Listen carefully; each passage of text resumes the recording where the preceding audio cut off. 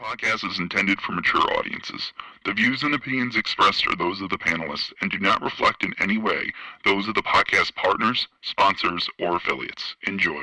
Hi, this is Michael Buffer, and you're listening to the Voice of the People. Let's get ready for Boxing Voice. Every day I'm hustling, hustling, hustling, hustling, hustling, hustling, hustling, hustling, hustling, hustling, hustling. Every day I'm hustling, every day I'm hustling, every day I'm hustling, every day I'm hustling, every day I'm hustling. When you in the trenches, it's cool to shoot them bullets. How you gonna defend yourself when them bullets coming back? Davis thought Santa Cruz was gonna fold from his.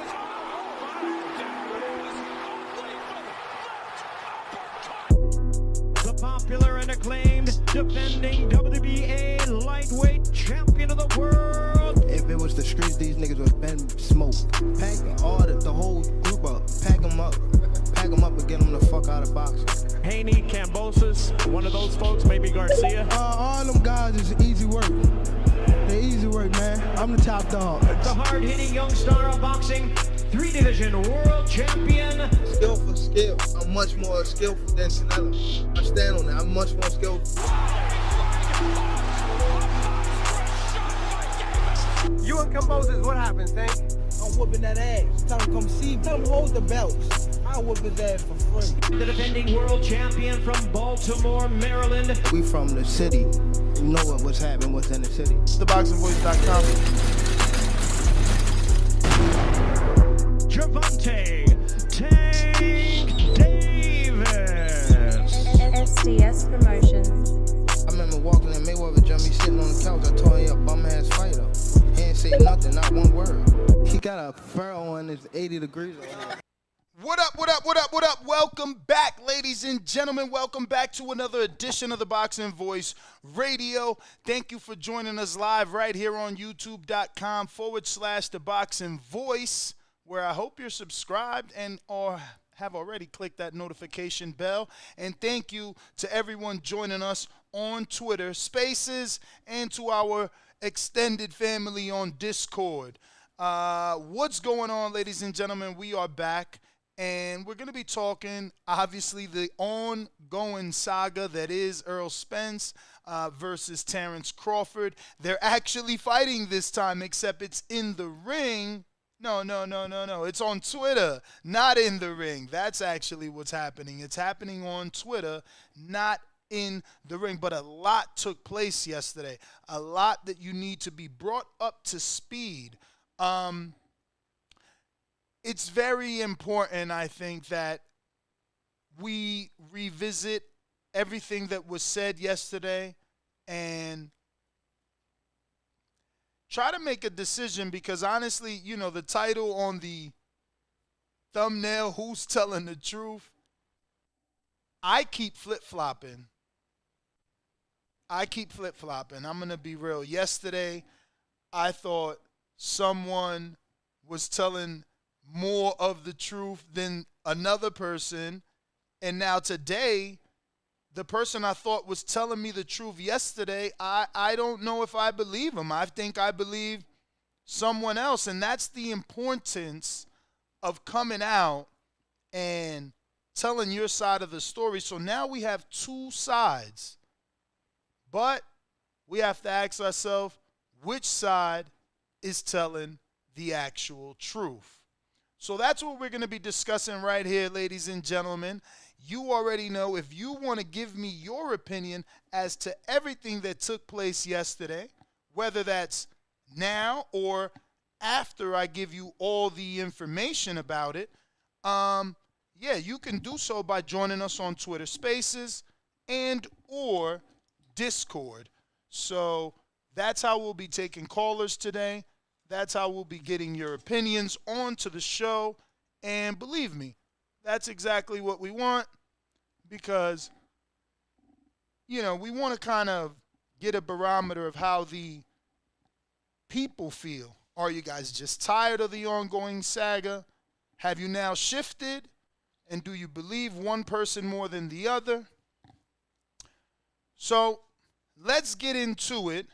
I do want to credit Michael Benson for putting this information together for us so easy to digest it. So I'll be doing a screen share here of Twitter. And on Twitter, we're going to go to Benson's and just show you the entire beef the way that it is. So he collected all these damn tweets, as you can see. And it's quite a few. But it is a lot of information that definitely, tells a story without a doubt. So let's see if we can't zoom in here. All right. Maybe I'm going to have to save it and send it to myself just so we can zoom a bit more, because it's not working the way I would like it to. So let me take that off. All right, so let's try this and see, can't we give you a better look at it this way? Let me see. All right, so I'm having a little bit of difficulty trying to zoom this in for you. Damn it. Oh, there we go. Perfect. This is a story, bro. They got a little book here, and I do apologize for the, kind of dead air there as I'm trying to get this in a position where you can read along with me, but it's not cooperating the way that I would want it to. All right, so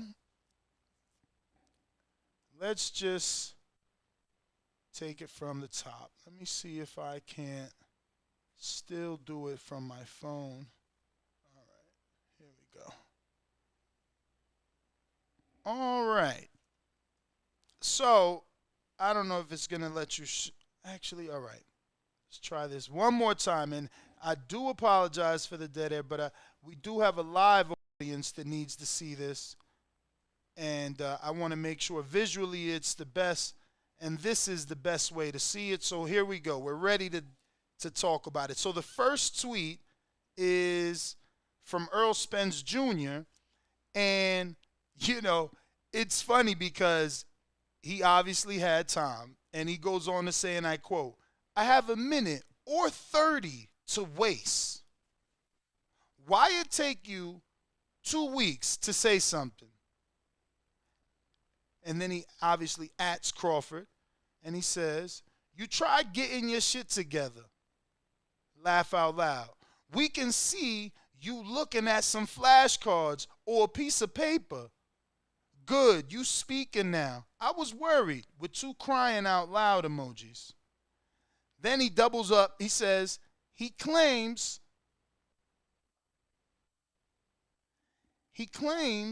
his concerns over having transparency on the venues and expenses for the fight was the big issue that killed the negotiations. Cat, my side agreed to show him everything.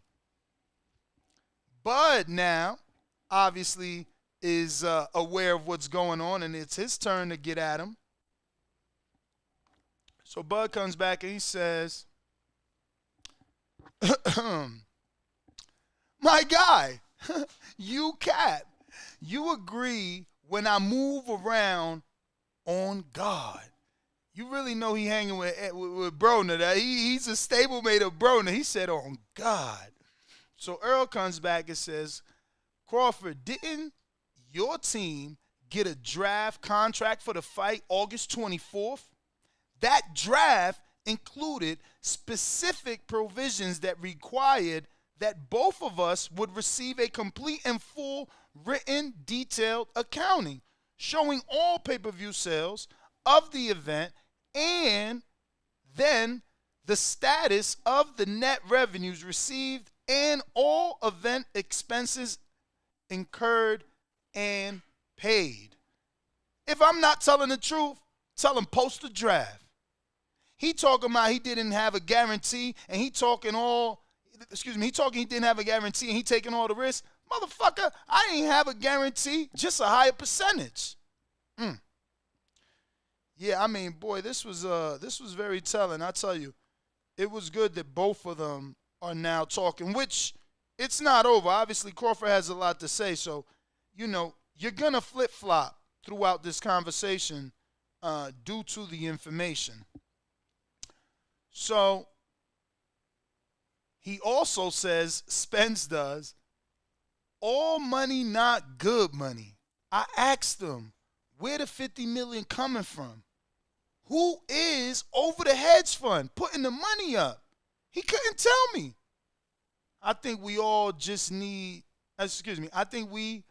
need to just meet in person. Laugh out loud. So now I don't know. Right there, I need your help with that.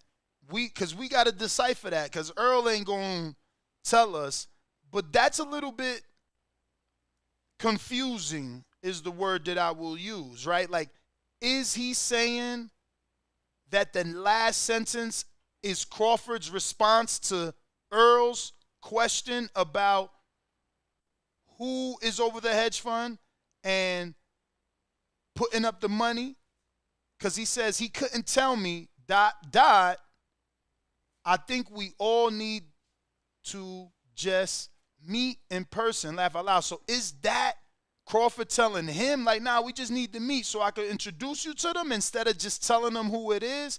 So that little piece right there for me, that confused me. So I really want you guys to tell me, what do you think specifically about that? Like, is that last sentence Errol Spence telling you what Crawford told him once he asked for the name of the people? That being said, Crawford's next tweet was, laugh out loud. You can't put that on your kids, my guy. I don't know. Crawford may need spell check. You asked about the back end and said you going to talk to your people and see what they say, my guy. You a whole fraud on my kid's life. You had to get permission to even commit back, my guy. You watched my live, now you got something to say. Okay. Spence comes right back. He said I wasn't at the table or nowhere to be found.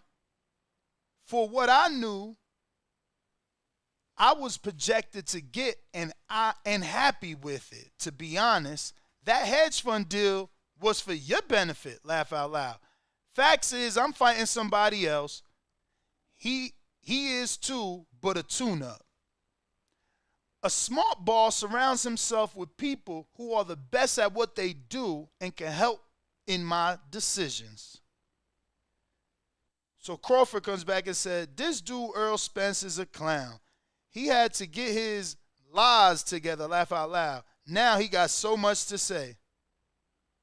Spence comes back and says, peep this. He asked for approval over expenses, his company, TBC, to have a chance to review and sign agreements. Said yes for the event, reviewing and approving agreements before they are executed. The choice of which way to proceed is up to TBC. Said yes. Next tweet. Laugh out loud. Uh-oh. So then he comes back. And Crawford says, okay, when did y'all agree to it? And when was we supposed to fight? Again, I'll wait. Spence says, how long it take your team to get back? How long it take your team to get back?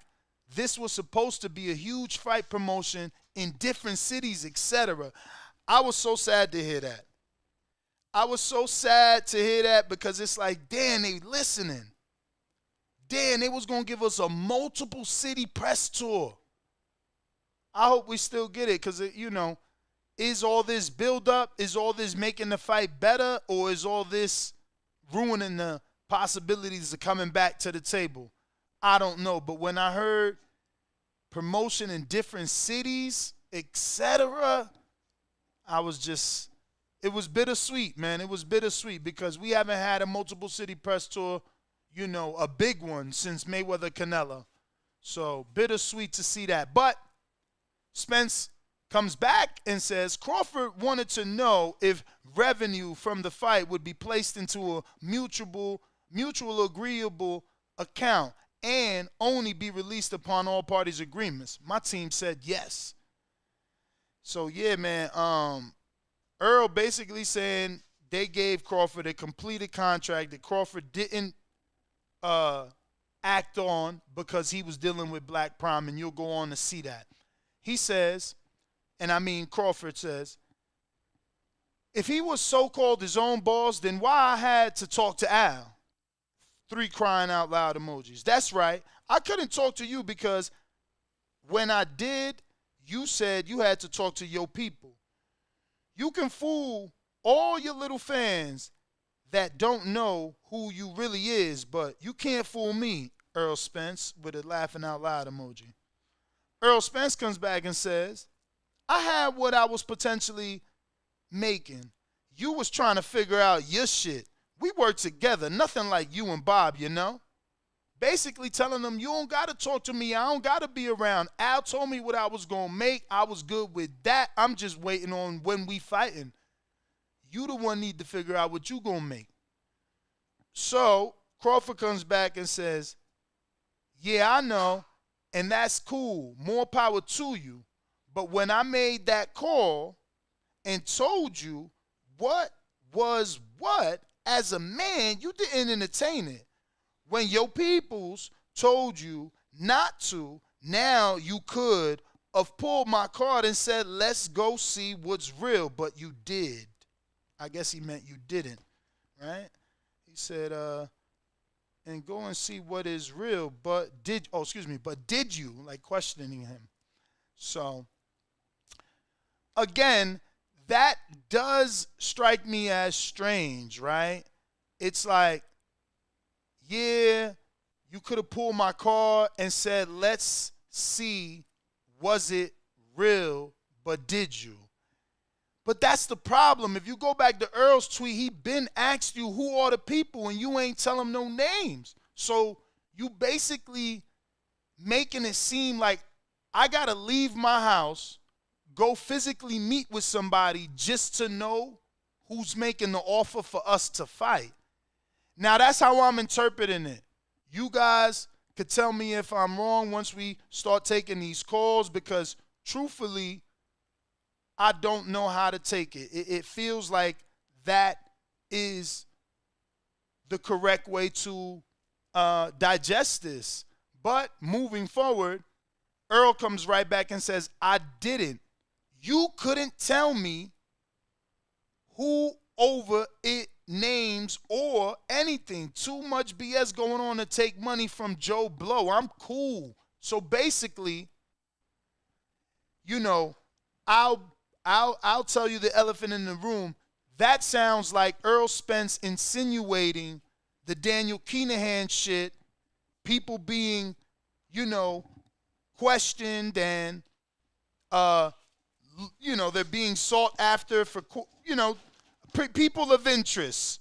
We know that the Kinahan shit has brought a bit of a dark cloud on boxing with certain people, and certain people can't get into the country, and other people are people of interest.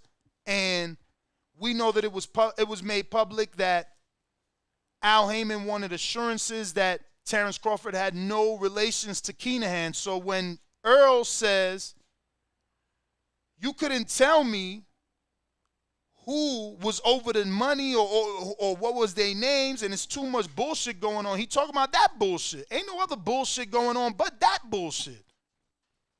So he ain't taking money from any Joe Blow. And that's why he got a team. So Crawford comes back to say, oh, and for the record, Errol Spence, I have a strong team. Why you think your team was going back asking why I want this and why I want that put in the contract? Yeah, y'all thought y'all had one. 3 crying out loud emojis. He said, Earl comes back, and he says, you do, and we gave you everything. you asked for 3 things that was already in the first contract. Terrence Crawford, you seen an opportunity, and I guess he meant to say you seen an opportunity, and to it get your money. I'm not knocking shit.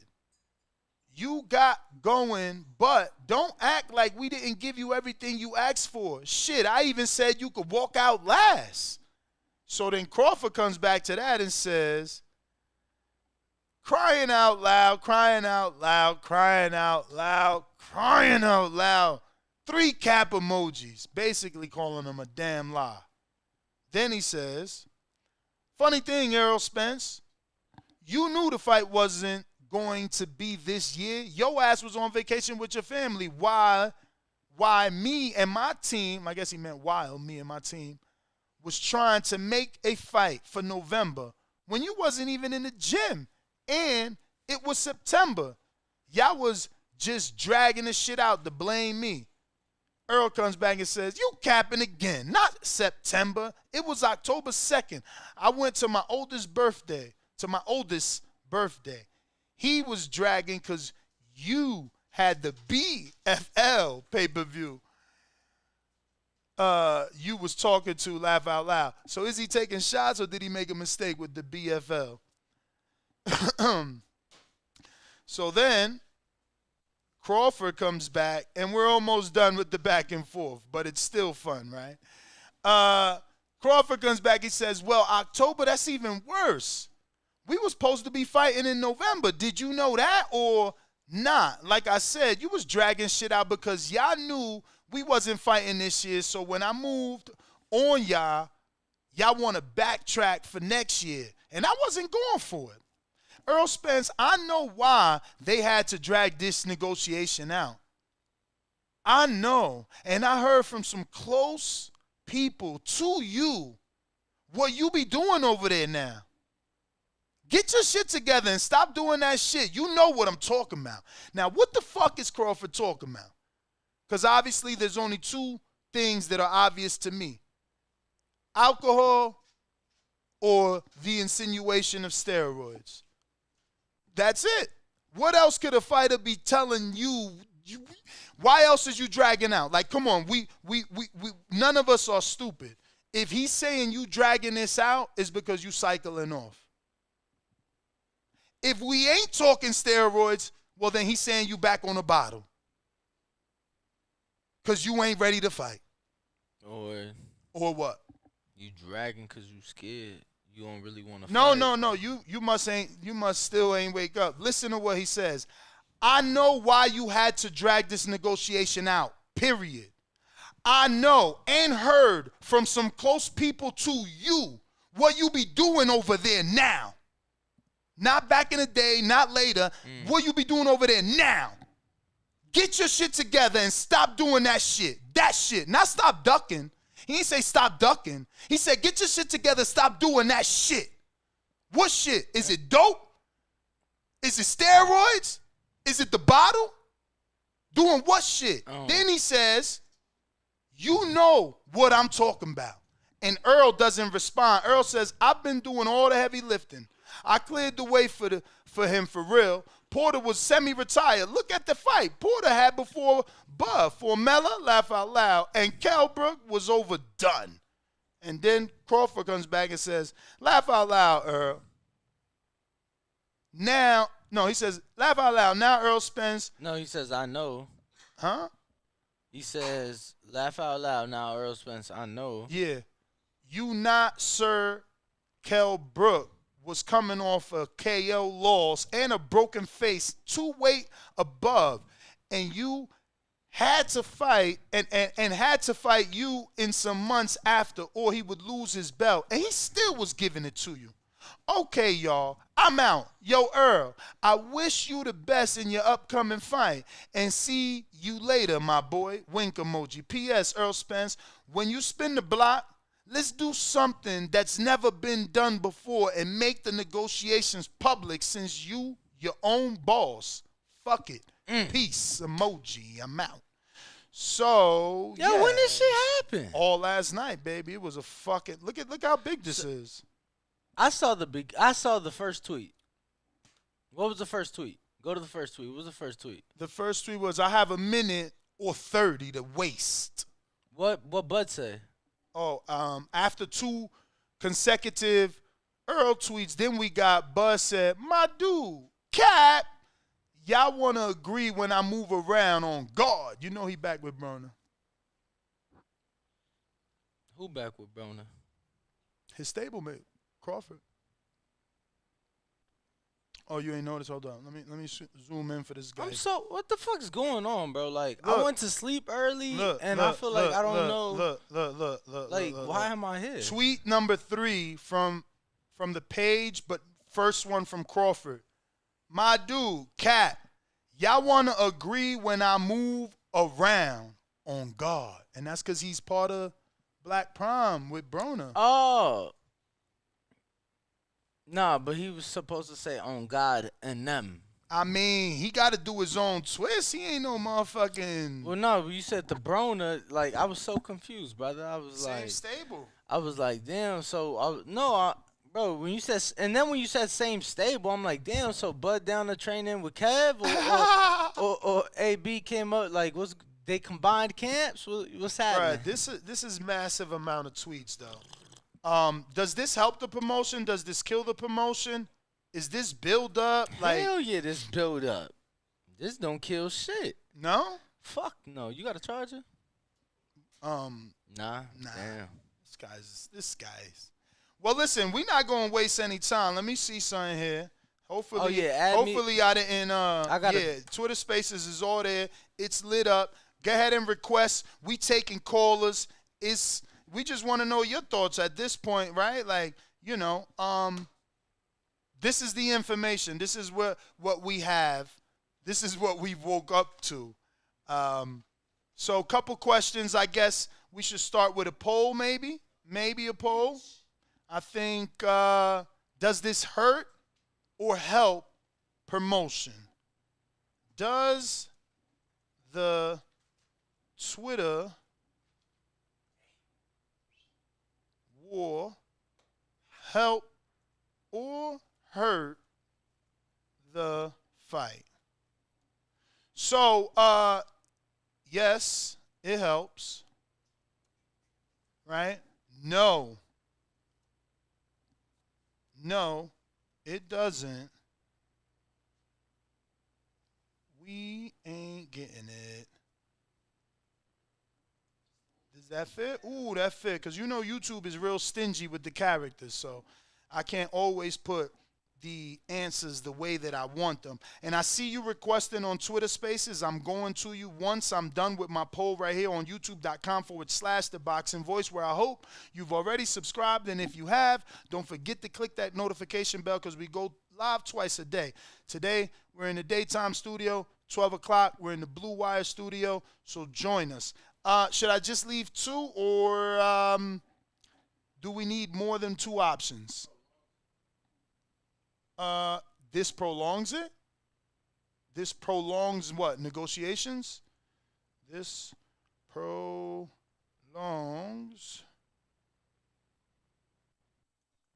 negotiations. And that's it. 3 options then. What, you can't find headphones? It's all good. I could do it here. All right, we're putting that. We got a 20. Oh, wow. Brandon Land, shout out to you in Houston. He's been a champ. That's the highest level on YouTube members for the TBV. And he sends a message after being a champ on that level for 21 months.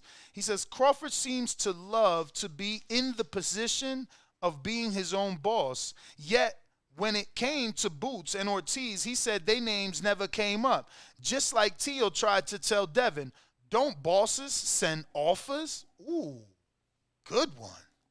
Good one. That is true. That is true. If you the boss, send that offer. But, I mean, that could be, it's different. He's still a boss. He's still the boss of his own business. He's just not yet shown us that he wants to be in the position to, take all the risk and send the offer and pay the opponent, and put on the event. Until then, I mean, it's kind of hard to tell. But Danny, before I move on, What up, champ? Because there was a few, obviously there was a few things there that were said. The PD accusation. There was something else though that I guess we'll get to after some of these callers because I don't want to keep anybody hold on. We got Jay Hardcore coming to us on Twitter Spaces, and remember to rate us 5 stars on iTunes. Subscribe to youtube.com/theboxingvoice for the latest and greatest interviews with your favorite fighters. Jay Hardcore, what's going on, brother? DC, talk to us. Top of the morning, fellas. Top of the morning. I'm just like you all. I got up probably a little bit early because, us old folks, we get up early.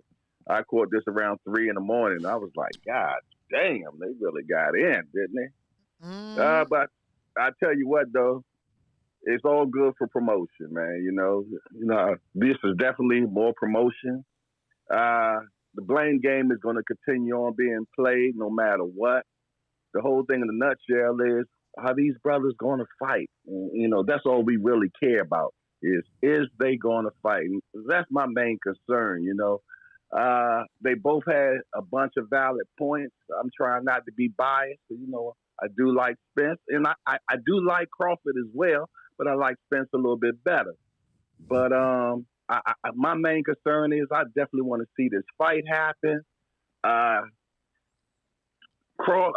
Spence has been pretty much truthful the whole time, so I do lean more to what he was saying. He said that we gave y'all the contracts. I said I was going to let you walk out last,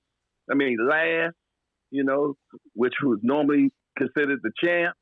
He said, I sent y'all papers. I got people to handle my affairs, so why do I need to be at the table? Because if I have to be at the table, why am I paying these people? And that's pretty much all I got, fellas, man. Love the show as usual. Hey, people, I know this is going to be a hell of a show today, so please don't shoplift. Smack the like button right now. Get it out the way. Let's move forward. This is Jay Hardcore. I'm out of here. All right, Jay, man, thank you for calling in. Let me check what we got on Discord. Looks like we got a couple people with their hand raised. We're going to Q in Newark. Yo, what's good? What's good? What up? How you feeling, champ? I don't know. It seemed like I don't think Crawford lying and Errol lying. I think it might be a solution where Crawford was there and Errol wasn't there. So like Crawford might be talking from a space of like, yo, I was there. I talked to Al. Like, this is what was happening. You was on vacation. Like, you don't really know everything that was happening. But I don't think it hurt the fight, though. I think it helped the fight. It sounds like even though they kind of talking shit to each other, they still want to fight each other. They not wild and being disrespectful to each other. It's like they still got a level of respect for each other. They still talking about fighting. They're still talking about fighting. He said Earl said he's going to spin the block. So they not saying, fuck you, I'm done. And all of this, it seemed like they still trying to fight. I just think it's like it seemed like now it's like a miscommunication type of thing where like maybe when Al turned down that $50 million, he ain't tell Crawford why. He just was like, nah, we not doing that. I ain't letting nobody touch this fight.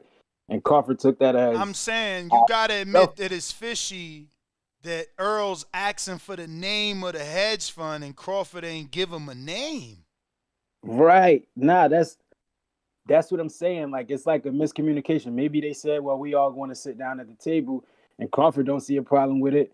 But Al maybe but that's what I'm saying. But instead of that's breaking what I'm it down, saying. he just say, I don't want nobody touching this fight. Now he say that Crawford might take it as, Al want to keep the fight to himself. He don't care about making Earl money. He want to keep the fight to himself. Why I gotta go when meet really you? Al could have been like, nah, I ain't messing with them people. They not good people. Like, you never know. Like, it just seemed like miscommunication, but at least it looked like they still want to fight each other. Like, that's my big thing. And I think this helped the promotion. I don't think it hurt it. I think it helped it. I think it make it more. Q. Yup. let me ask you something, man. Go.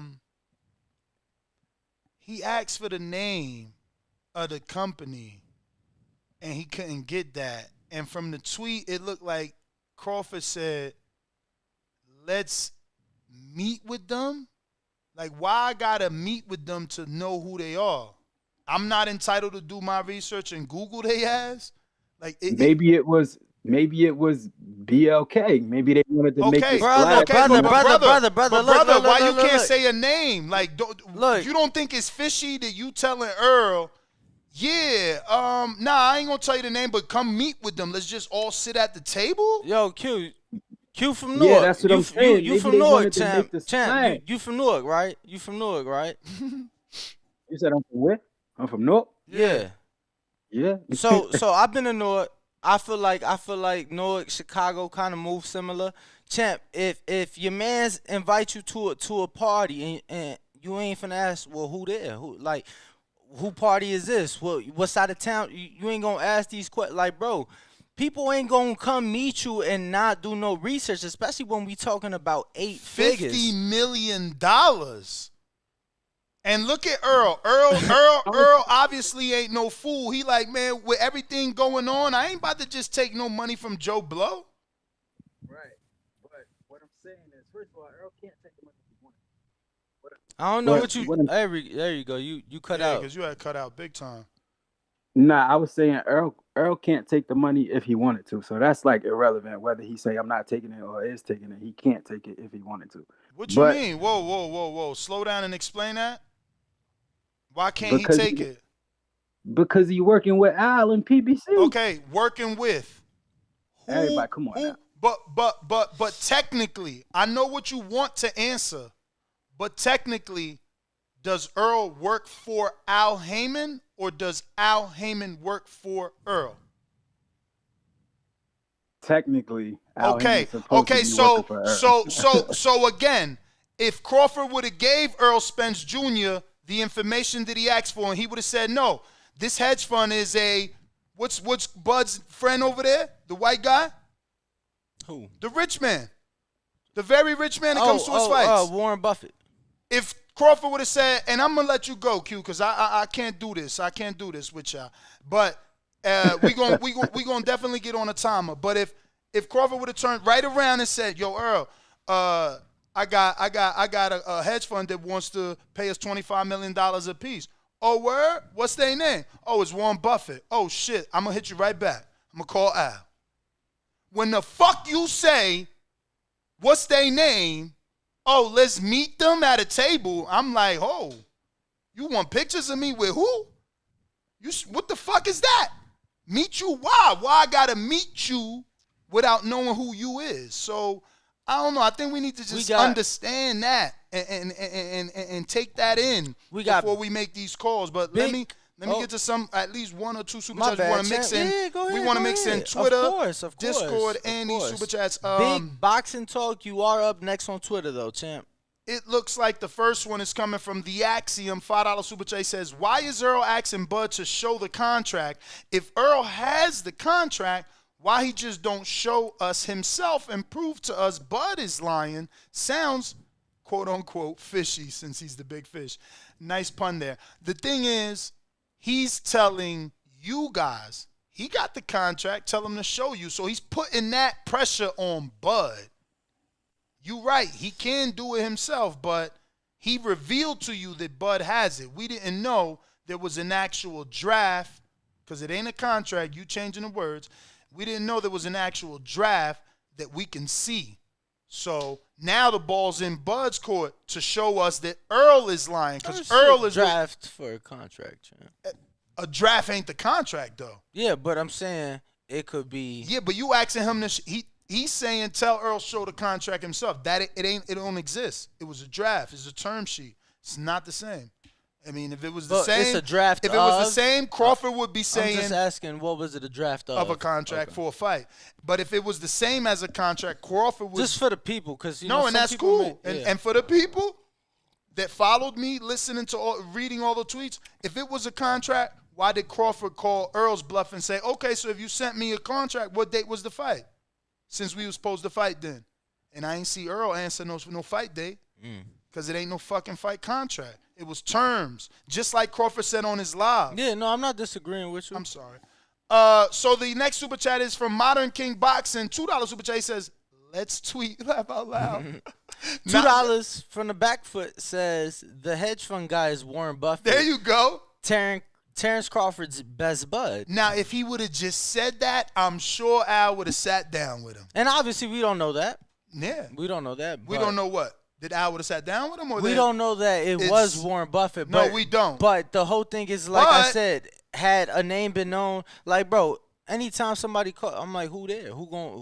Because, bro. Bro, Danny don't even store numbers, so you know the first thing he's saying is, who's this?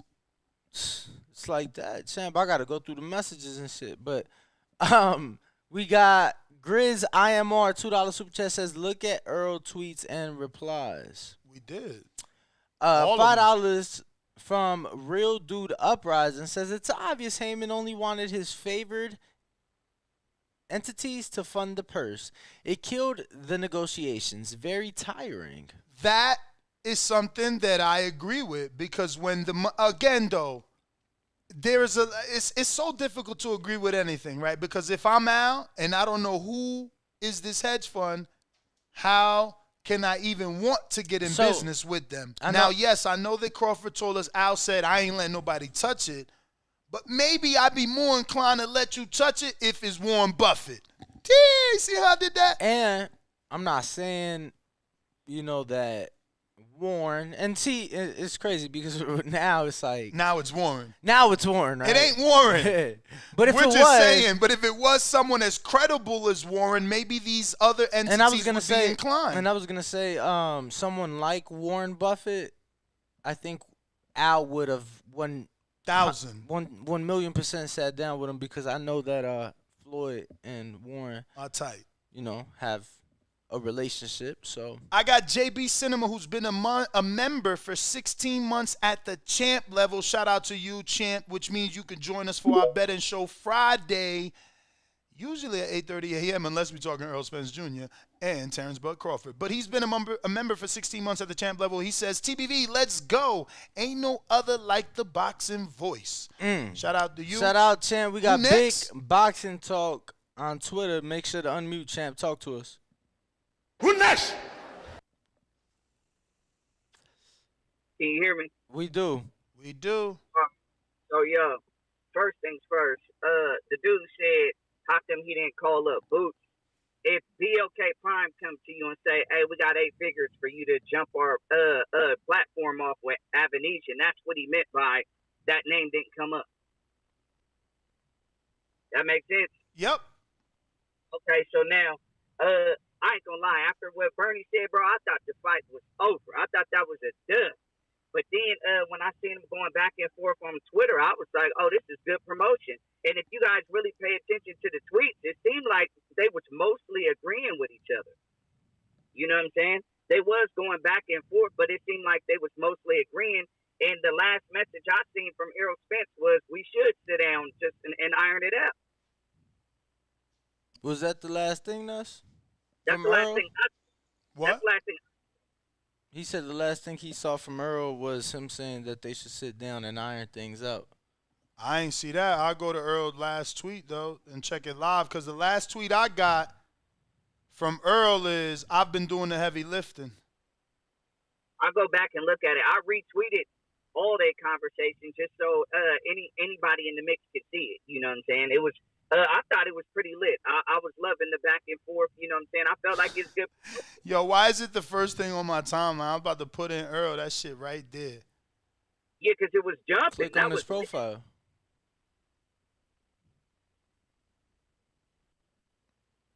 Go to tweets and replies. Oh, shit. See, this is the last one. Go to tweets and replies, though. My bad. Oh, yeah, he did get at Oscar. I forgot about that, because he said, Rashidi left your ass. I forgot. We got to talk about that. Damn. Yeah, that shit was funny as hell. Cannon. I forgot. Yo, he was coming. He was, look, he had a few for Oscar. So I told you the last one for Crawford was, I've been doing the heavy lifting.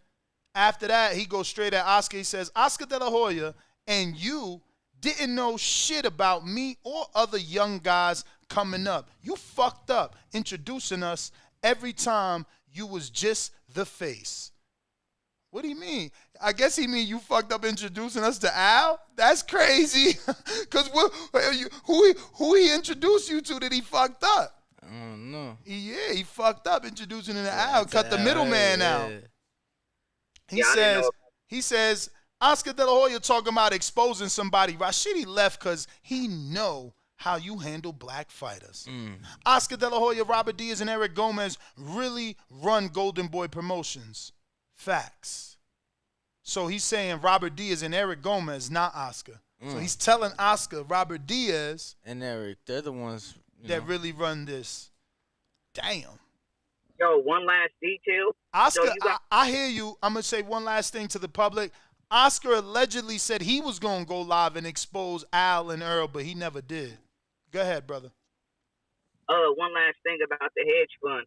So, I think he might have told Haymon who the hedge fund was, because in the video he was saying, "Hey, these people said they know you and they done business with you and they want to put up 25 apiece for us." Yeah, but we still ain't getting no name. But he did say that. He did say that, but we still ain't getting no name. I know that, but I'm saying he might have told Haymon in that. Because So, if you say I don't know, man. If he would have told Haymon, I'm sure Earl would know by now, and he wouldn't be tweeting yesterday for Crawford still to tell us the name. That's respectable. I just can't, like, I don't know, if me and you was having a conversation and I'm like, yo, this hedge fund came to me and they said they know you. Yeah, but I thought the first response you'd be like, who? Yeah, but think about it. If you think you could make, the amount of money that you could make on this fight, if you Al, you might not even be trying to hit shit. Like, I don't want nobody else hands on this. Like, that may be. I respect that. Yeah. I get that. Like, if he felt like he was trying to, he might have backdoored him. Listen, we got to get to some other callers, baby. But appreciate you, we all giving each caller 3 minutes. I'm actually gonna let you hear the clock so that you know you're getting your whole 3-minute round. Sound something like this. Oh wait, what did I do wrong there? Did Danny touch something? I ain't touched it, champ. All right, let me see. You broke the soundboard. But let's see who else we got on Twitter what? Space. We got the powers that be. What's going on here, man? Oh, this is what it is. I gotta turn that up. So the powers that be, you there? Yo, what's up, man? It's Gatto. Gatto, what up? What up, champ? What's good, man? You got a round. Talk to us. Yeah, man. I don't need 3 minutes, man. We don't get paid for overtime. But check.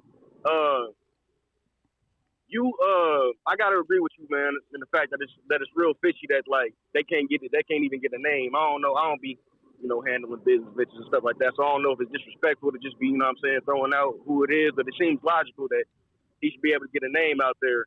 But the whole reason why I feel like this should make us optimistic and not really question anybody is I think like the golden ticket in this dispute is the term sheet that Errol sent over. That Errol said that they sent over with all the Crawford's demands in there. If one of them was truly done with the fight and somebody was like, truly lying and you could truly expose somebody, like if Errol was done with the fight, all he had to do was say, "Hey, I offered you everything you wanted and you didn't take it. I'm done with this fight." Right? All he had to do was put that out there. Crawford could do the same if he felt like that Earl was lying. So I just feel like we should be optimistic at that because that didn't drop. And I didn't know that Earl said that they should iron it out. So I feel like we can't confirm that, man. I haven't found that tweet. All right. Well, regardless, I feel like we should be optimistic. When I seen this, I was kind of excited. Word.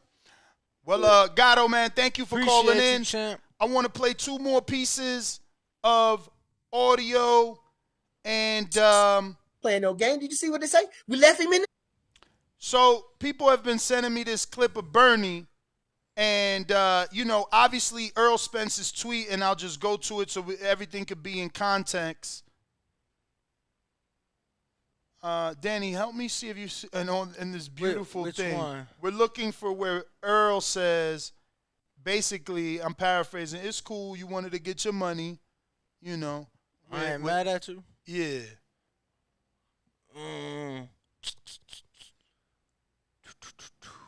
Make sure to go follow on all forms of social media at the Boxing Voice. Let me screen share this so you guys can help. Yeah, I can't see the shit, champ. You know my It's eyes. all context, though, man. It's all context. My eyes do me a disservice. And I do see and appreciate everybody tuned in on Twitter Space. The Fans Corner, you are up next. Discord, we are coming to you first. Make sure if you are tuned in, smash that like button. Make sure you are subscribed as we are inching our way to our next goal of 159,000 Well, bottom line, subscribers, over 1,000 people watching right now. So please hit that subscribe button, hit that thumbs up. Here we go. He says, Errol Spence says, Crawford, you seen an opportunity to get money.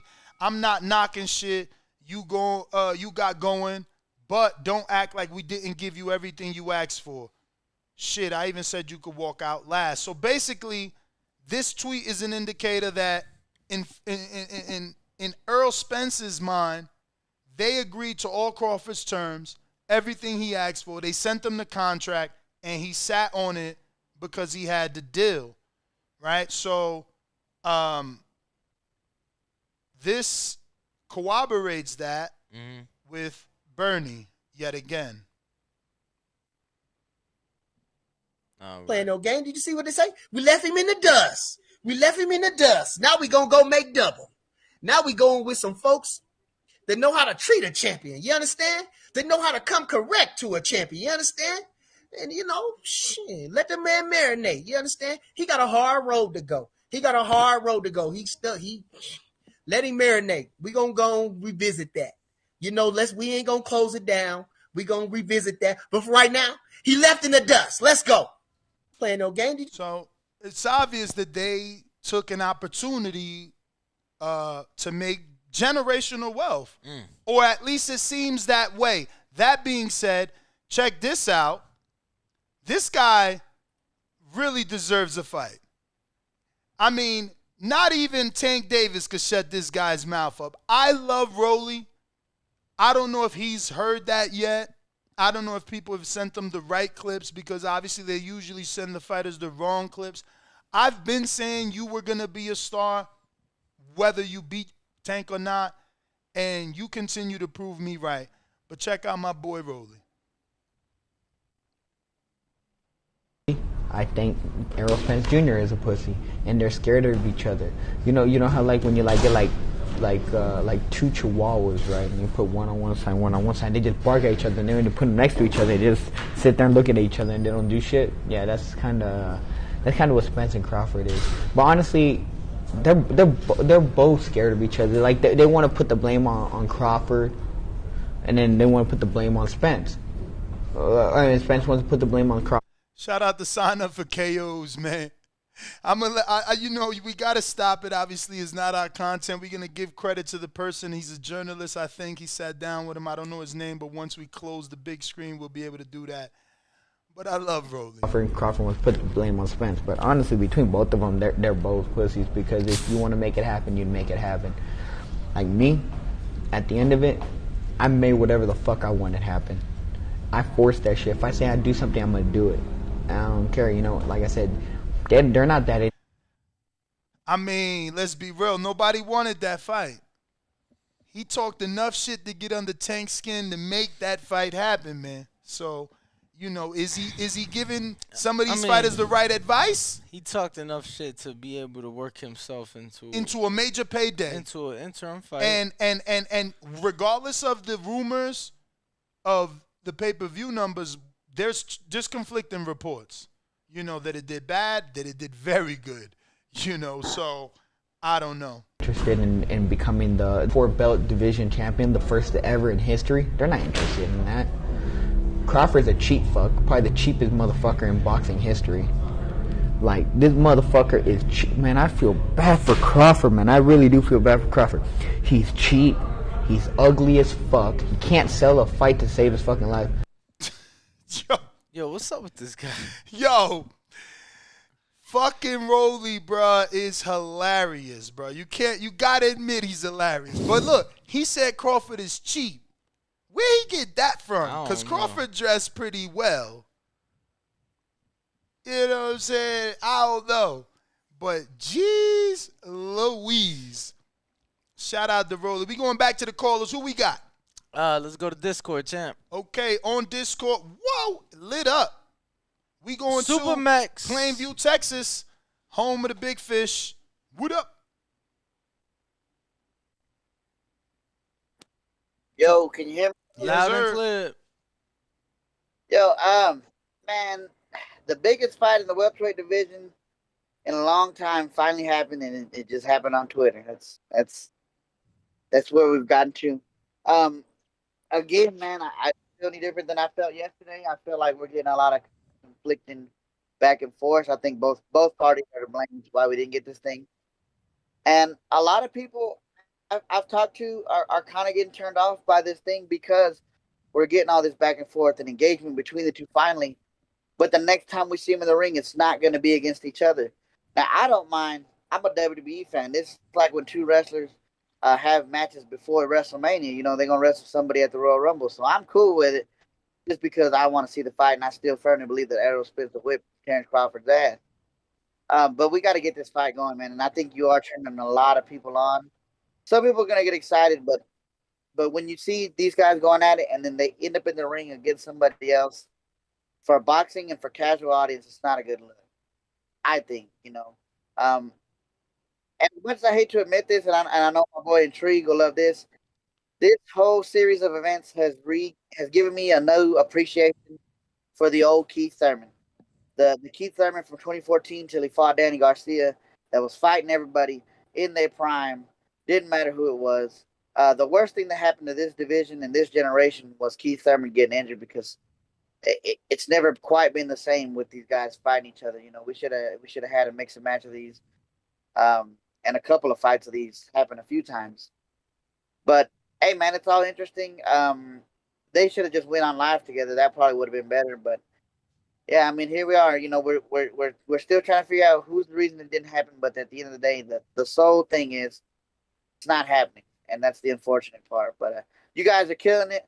Everybody smash that like button, send super chats. Remember, these guys are taking off on, was it Sunday? Yep. Taking off to Saturday. Sunday to the trip, man. Saturday, bro.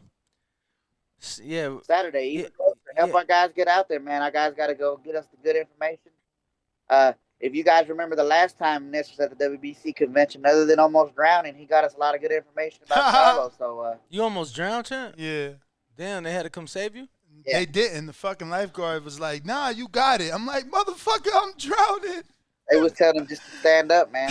But yeah, hey, Ness got us a lot of good information back then, man. So let's get these guys out there. You know, Ring Walk Danny has been chilling in the field. You know, Ness ain't afraid to come with nobody's neck. So let's get these guys out there, guys. Great show. Like I said, I'm guessing that look at this next fight for all my wrestling fans is the Royal Rumble, and we finally heading into WrestleMania. So let's hope it's that. That's my call. All right, Sam. Appreciate you. We got a lot of super chats to get to, and then we got the fans We last corner. stopped off at Real Dude Uprising. We got Texas Bulldog Boxing. $5 says Bud panicked when PBC agreed to all his demands and pulled out at the last minute with Avanesian in his back pocket. Transparency? ? And Bud, it's BLK Prime. Crying laughing emoji. We got a $5 from AZAP. Sam says both fighters had guaranteed money but wouldn't entertain the $50 million. Shaking my head. Al could have found out if the offer was legit. EJ not making $25 million on pay-per-view. Word. I'm with that. Like $25 million guarantee is a lot of money. And then Grizz $2 says Ness under the section tweets and replies on Twitter. We went to that. We went to that, champ. The fans send it to me. Just send me the text. The fans corner talk to us on Twitter. Fans corner is actually lids low, Decatur, Georgia. What's going on? TBV, what happening, man? What up, champ? and everything. Cause hey, Danny, appreciate you for saying something this time. Cause when I say TBV shout out, I mean you too. Shout out to Bo too. You know what I'm saying? Sometimes you don't say what's up until I say your name. But yeah, when I say TBV, it's the whole crew shouting. Yeah, but no, shout out to y'all this morning. You know, sometimes I just want to let you get it off, champ. But go ahead. I dig it. Okay, so let's run it like this here, man.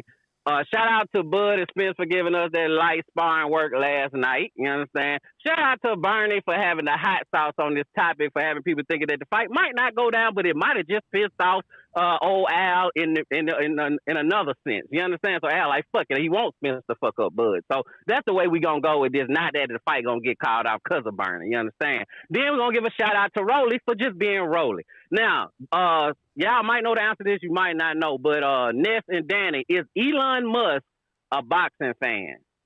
I definitely don't know. I don't know. He a Twitter fan. Definitely a Twitter fan. Okay. I mean, so Twitter owner now, right? Yeah, right. He the owner of Twitter. Did he really buy it? Yeah. Nah, I never seen an article. Bro, no, yeah, it's because it's complete. It's complete now because I even went to his page because, bro, he is hilarious. He's like, if I had $1 for every person that asked me, am I letting Trump back on Twitter and shit? He is fucking hilarious. Is he letting him back? No, he said absolutely not. What? Yeah. Like, why would you buy Twitter and say that they fucking censoring people, then you do the same? I'm pretty sure he said no. He's whack then. But yeah, I say that to say I just wanted to put him in the mix. Elon Musk, if you listening, or if you got a partner listening, if you want to jump in that boxing game, this is a good time. We can use you, my guy. But the reason I brought him up because they were talking about the hedge fund shit and didn't mention no name, so I thought I'd just throw Elon out there. Maybe he'll come fuck with us on the boxing field. Man, y'all stay up, man. Keep doing what the fuck y'all do, man. Y'all 100 around the account, man. I listen to every morning. Sometimes I don't call in because I be driving. But I'm in that thing when I can. You hear me? Stay up. I'm out the account, man. Bro, Elon is hilarious. 19 hours ago, he tweeted, Twitter is simply the most interesting place on the internet. That's why you're reading this tweet right now. But that shit's funny as hell. What's up with my man's over here? Yo, who we got on Discord, champ? No Discord. All right. We got Ismael. Talk to us on Twitter. Discord, we coming to you next. Make sure to unmute Ismael. Yo, talk to us, champ. Okay, he dropped off. Got Two-Tone. the superstar. But no, let's go to Discord. Discord been waiting. Tone, we coming to you, though. Big Fish Vega. Good morning. Can you hear me? We hear you. We do hear you. All right, man. Damn, dude, this shit has turned to like just be a soap opera, like just so dramatic. Like these dudes going back and forth. I have to admit, I didn't expect the back and forth, so it was good. But it's like, yo, I just wish we had this hype when the fight was being negotiated. Like right now, it don't really mean much. Only if it builds up to them fighting. But honestly, dude, I don't see them fighting. I just don't, man. I think with everything that's going on and just them getting older and Errol been holding out by 147 for so long. I mean, he might be able to push through, but I mean, come on, he's gonna be 33 soon. Like you said, been there more than a decade. I just don't see it. All this other shit with the details, it's just all bullshit. Like I'm a little over it, but I can't front. Like I was laying down, say I was gonna go to bed, but the tweets kept coming in, so I kept reading. But hey man, one more thing. Hey man, say it with me. Errol, not Earl, Errol. That's my call. Appreciate the English lesson, Yo, champ. shout out to Michaela Mayer and Alicia Baumgardner. Now, I got to screen share this because, they had an excellent fight. Phenomenal. They built up the fight properly, and men need to take a page out of these women's book. So Michaela Mayer had this to say 20 hours ago. She said, laugh out. Hold on. But there was something before that. Click on that one. So it was stemming from an interview that Alicia did in Abu Dhabi as she is out there for the Okay, it's only 20 seconds. Let's hear it. Michaela Mayer is not the only big fight for me. There's Katie Taylor. There's Chantel Cameron. There's any fighter out there. I hate to be the guy to take it away from boxing, but man, she is beautiful. I can't front. Like, she put new lashes on. That should just make you look at her face more. Like, damn. Amanda Serrano, these fights, I make big fights, you know? We don't need a mayor for that. But I will say it will be another great show, and I really would end her career. I know that. So after saying she would end her career, Michaela Mayer comes back and says, laugh out loud, end my career. Laugh out loud again. Imagine saying this. Imagine saying this after a split decision and getting booed by the whole arena. Come end it then, sucker. So then, Bumgardner puts this and says, come out of hiding, I see. Coming out of hiding, I see. And laugh out loud. And it says, let me remind you, quick, say my name. And puts this picture. And then I think Michaela says something else, right? Yeah, go back. Michaela comes and says, man, those would look great on you if you actually earned them. So I laughed at this because I do think Bumgardner won. I don't think it was a robbery or anything weird like that, but I did wanted to bring you guys up to speed with what was going on between the two, because if that fight happens, you know, we should all tune in. And if it doesn't happen and, you know, Bumgardner goes on to fight someone like Katie Taylor or Amanda Serrano, that's fucking fire. So shout out to her if she gets to do that. But we're going out to Discord. We got Philly, Zoe.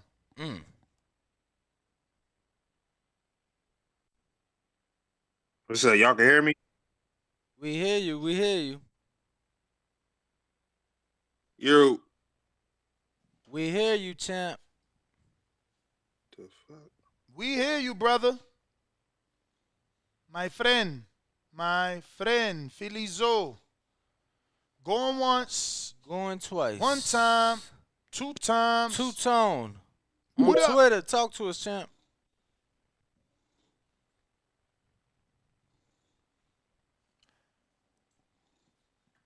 Make sure to unmute, Two-tone. Yo, y'all hear me? Perfect. We hear you. It's get your flights, baby. The fight is here. This is the rollout. This is marketing 101. This is the greatest promotion that they could do, because nobody knows these fighters in the casual world. This is lit.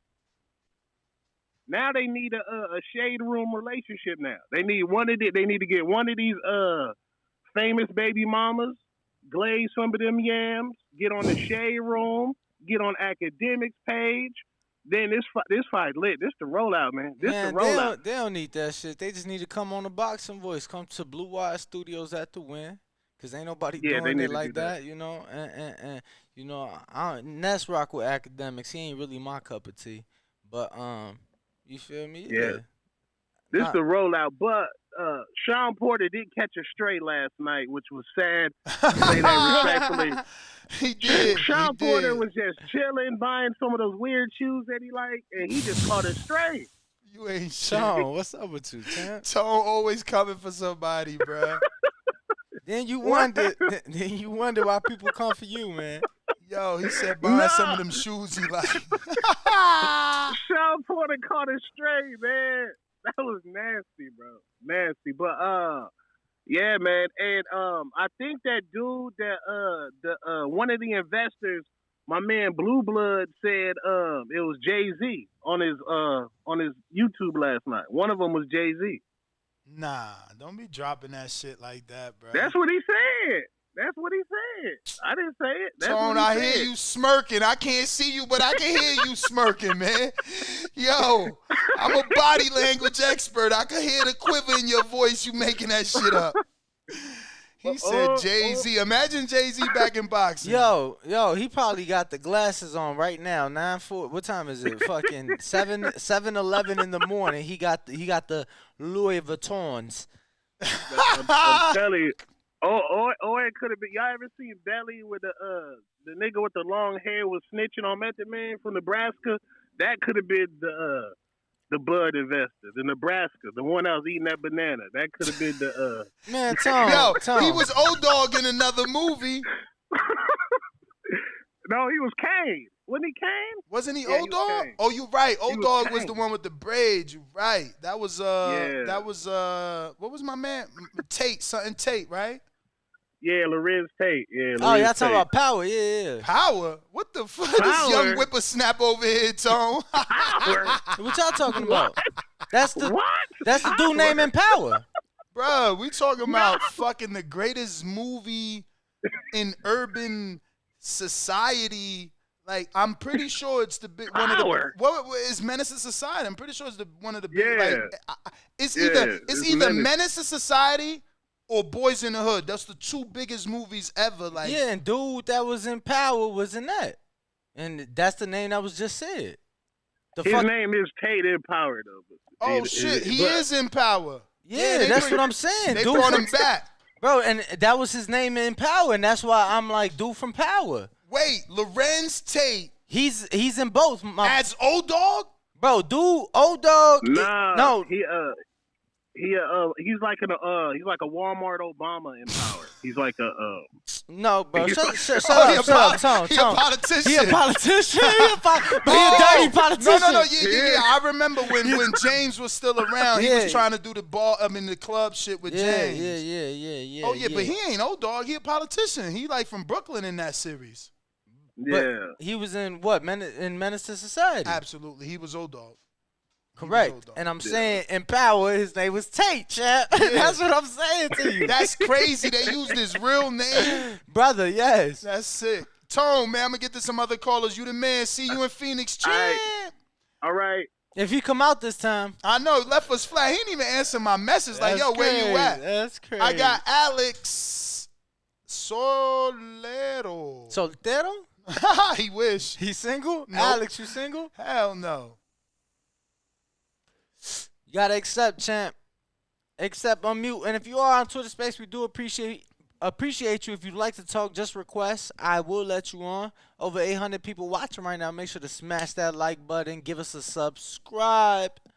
We will be heading out this weekend out to Mexico for the WBC convention. So all support is appreciated. Alex, you there? What up? Going once. Two time. Tres veces. Who next on Discord, champ? Yo, Alex, you really not there?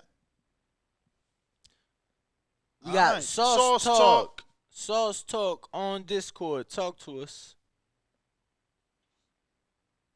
Sauce Talk on Discord. Sauce Talk on Discord. What the fuck up with Discord? I All right, don't know. we gonna go to Twitter. They hear us for sure. We gonna go to Twitter. Prime Talk TV. Talk to us. Make sure to unmute. What's going on, the boxing voice? What's going on? All right, man. Y'all guys doing that diligent work in the boxing world. Appreciate it. Thank you. No doubt. Been watching y'all guys for years, man. So, the crazy thing is, this is the promotion that we should have got in the beginning of this fight. Word. I think these guys have kind of promoted this the wrong way. I think when Spence beat Ugas, he should have, after the negotiation, they should have went on and did all this jargon over Twitter, and it would have built the fight up the right way. Mm-hmm. It's like they doing it. I don't know. It's kind of like they freestyling it. With typical mega fights, it's promotion, it's flyers, it's advertisement, it's commercials, it's the build up, it's going on ESPN, it's going on Sports Center, Crawford over here, Errol Spence over there. It's building up the hype, building up the anticipation. But you have these two guys that are kind of introverts that, really don't want to, mix and mingle with each other until somebody says something about somebody, shirt or shoes or whatever the case may be. Now they want to argue. Now they want to, so it's kind of, it's a letdown to me, because I love boxing just strictly for boxing, since, Ali, Hagler, Hearns, learning about, Jack Johnson and all those great fighters that brought this sport to where it is. These guys are the evolution of that. But mentality-wise, they're not the evolution of it marketing-wise. Maybe they don't have the right team around them, the right people around them. But, I just feel as though if they're going to do this fight, they need to stick to this and don't let it dry out. Period. I agree. Because if they let it dry out, then the fans dry out with it. We moved on to the next thing. If Canelo wake up and he chooses a big fight, then we're gonna ride with that wave. If Wilder gets a big fight with Usyk down the road, then we're gonna ride with that wave. But this undisputed welterweight fight should be the fight that they should be focused on, period. If they're going to do some in-between fights to build this fight up even more, then they should fight some good fights. They should fight the Standing Owners. They should fight Keith Thurman. They should fight the Boots Ennis. Even though I feel like Boots should just wait it out. We gonna get those fights though. We gonna get those Yeah, fights. oh yeah. But champ, That is your 3 minutes, champ. So we gotta gotta let get you to go. the next Thank one. you, brother. Appreciate it. Let me see if real Jose.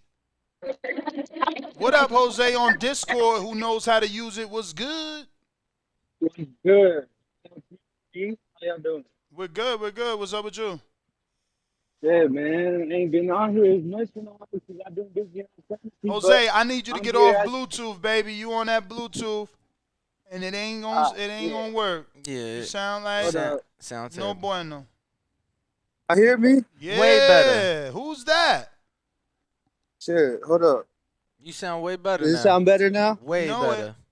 Yeah. So, I tuned into that Crawford live video and I was listening to everything and shit, man. I feel like Crawford's always been the dude to have that alpha personality. He wants to be the man in the room, and I don't think Al Haymon was really fucking with that.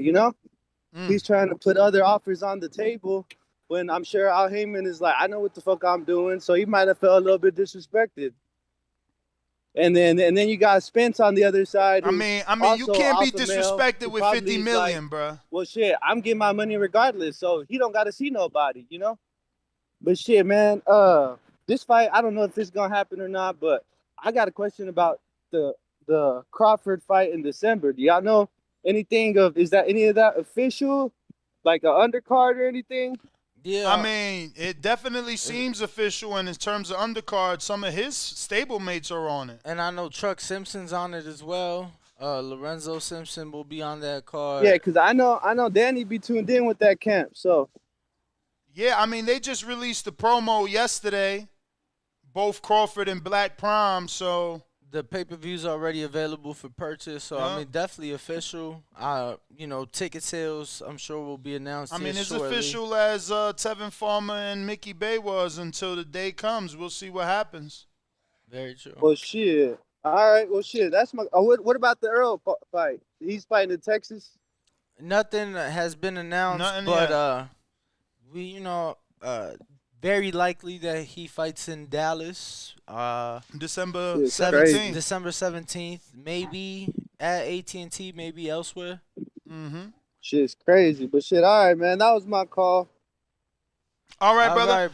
Right. Let me get to some other callers. We do appreciate you calling. And if you're on Twitter Spaces, don't forget to request. Same thing on Discord. I just want to go ahead and show you. In training camp, preparing for David Avanesian.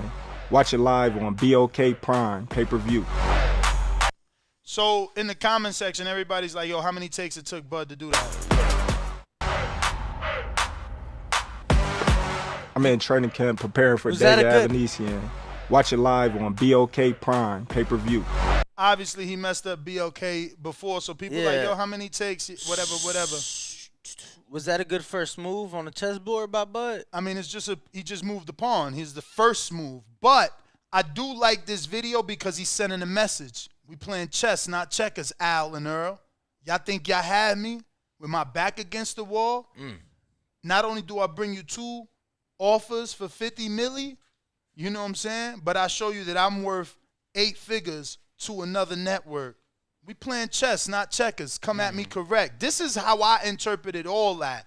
So shout out to Bud. This was I a think- message. I think the chess non-checkers part was clear. Yeah, that was clear as day. I thought that, he in training camp, so, he may be, getting ready for Ness in the game of chess, Mhm. I've been training, man. I don't know that. I know he more focused on his fight than he is the board. So he might not want to. He might want to see me for his rematch. After his fight versus during camp, it might get ugly. Stick talk. Or as Tone would say, nasty. Nasty. Talk to us, make Yo. Yeah, man, don't be trying to play me like that, Ness. I know how to use Discord. That shit is just fucked up at times. I hate accepting all that. Try to play you like that. What's wrong with him? Yeah. My bad. So, yo, I'm gonna take it somewhere else, man. I'm gonna pull another King Bone, but not as severe. Let's not talk about all the back and forth. Let's not talk about the business at hand. Let's talk about what you think gonna happen in the fight. My prediction is Crawford will knock Spence out from the southpaw stance. What do y'all think? From the southpaw stance. I don't even know that he can knock him out. Yeah, he on a streak, but usually when you face the top, those knockouts disappear, a la Canelo, Triple G. Well, I have a reasoning behind it. I've explained it on the back call. I'm not going to do it here because I'm not trying to take away from the money I'm going to win when it happens. So I don't want Errol hearing what I have to say. And another thing, man, yo, you need to get on Dougie Fisher neck. He came for TBV yesterday. Y'all ain't going to address that shit. For what? He gave us free publicity. Yeah, but still get on his neck because he tried to use BoxRec to justify why Devin Haney ain't on the pound for pound list. I mean, he also used other entities. The only thing I said to him is, if his defense is ESPN, BoxRec, and whoever doesn't have Devin on the list, that's not a defense. Basically, you should do better. Just because they don't got Devin, be the first one. Do what's right. Don't follow. They following.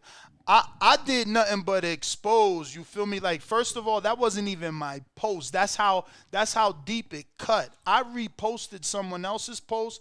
He took it personal and came at us thinking that we posted it, which is true. Like, in this day and age, when you repost something, you endorsing. But hold up, Ness. Fuck him. Oh no, I'm not saying that, or I'm not. I'm just saying it is true when you repost something, you're endorsing. But I'm just a bigger platform than the person that originally created that content, and many people agree that he belongs on the list. The comments are there, and that's why he was forced to respond. I don't have to respond. He was forced to respond. I let my platform do the talking. There you go. The ring is the old guard. You see what I did? I had them have to address me. They the old guard. Yeah. They the old guard. They dropped a press release yesterday that they finally cut in the ring.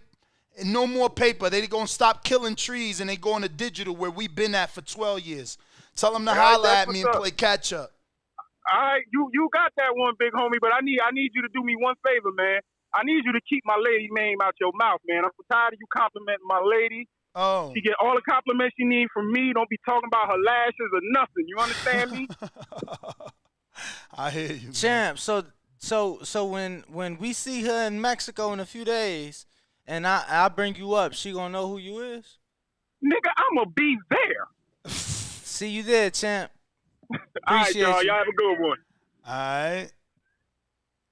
Crazy. Who we got on Discord? On Discord. We going back to Philly Zoe?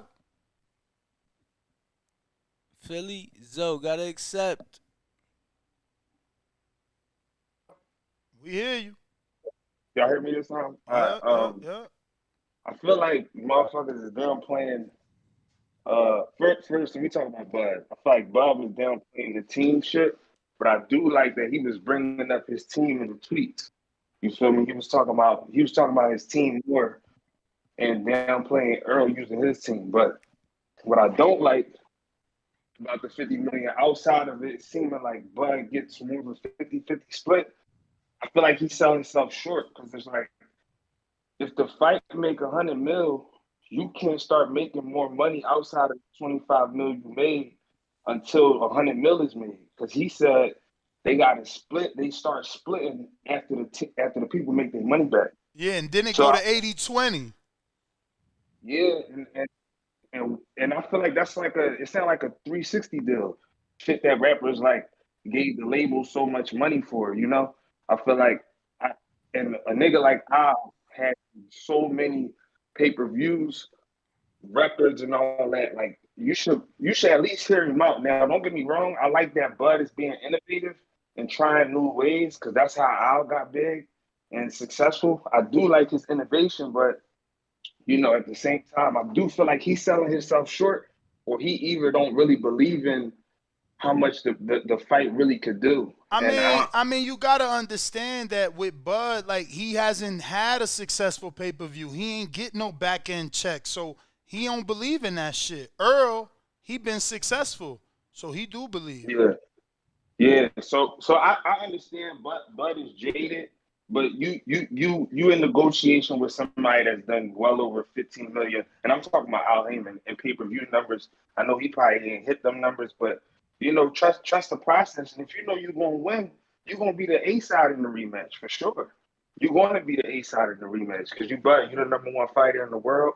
You know, but the last thing I'm gonna say is, I hope none of them, Earl or Bud, think that this Twitter beef validates them not fighting, because I'm not going to be if we a year or 2 years from now and they end up never fighting 3 to 4 years from now, all this shit don't mean nothing. These motherfuckers, they need to rumble. So that's my piece. I just want to see them rumble. Word. Who next? On Twitter Spaces, who you got? Danny, you seen that? No, nobody. Oh, hold on. Who is that? No way. That's fake. Who posted that? What you mean that's fake? Who posted that? That shit. It's a fucking meme, bro. Errol Spence to Keith Thurman. I apologize for saying I'll never fight you. Because you know Crawford what movie revealed. Is that? I bet you. That's actually. Oh shit! Ain't that my man from the chess movie? I don't know about the chess movie, but that's the wood. Yeah, but this guy right here. He's ain't he from Fresh? Is it Fresh or something like that? I ain't never seen Fresh. We got Bankroll. Hold up. Wait a minute. Where's Bankroll at? On what? He dropped off. Okay. So we last stopped off at Grizzy IMR. Next one is Selling Me Wolf Tickets. $5 super chat. He says, maybe, I guess he meant Al, but he put Owl. But he meant Al. Already burned these 2 hedge funds. That's why they went straight to Bud with the offer. Selling Wolf Tickets, just like your screen name, you Selling Wolf Tickets. Why would they not fuck with Al because he burnt them, but go to Bud and say, take this money to Al?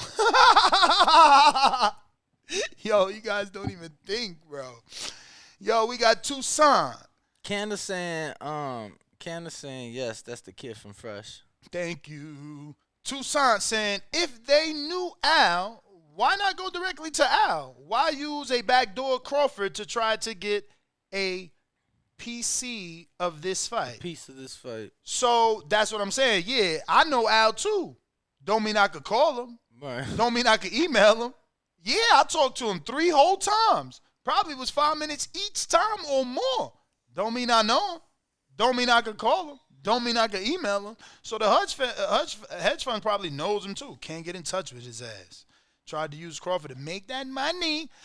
We got Chickarelli with the fat $10 super chat. He says Showtime operates on an annual budget and may have already spent its 2022 budget, so Al may have been pushing the fight into 2023.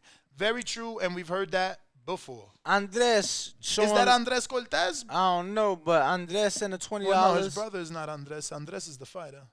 Yeah. So it wouldn't be Cortez because he would have his name, I think.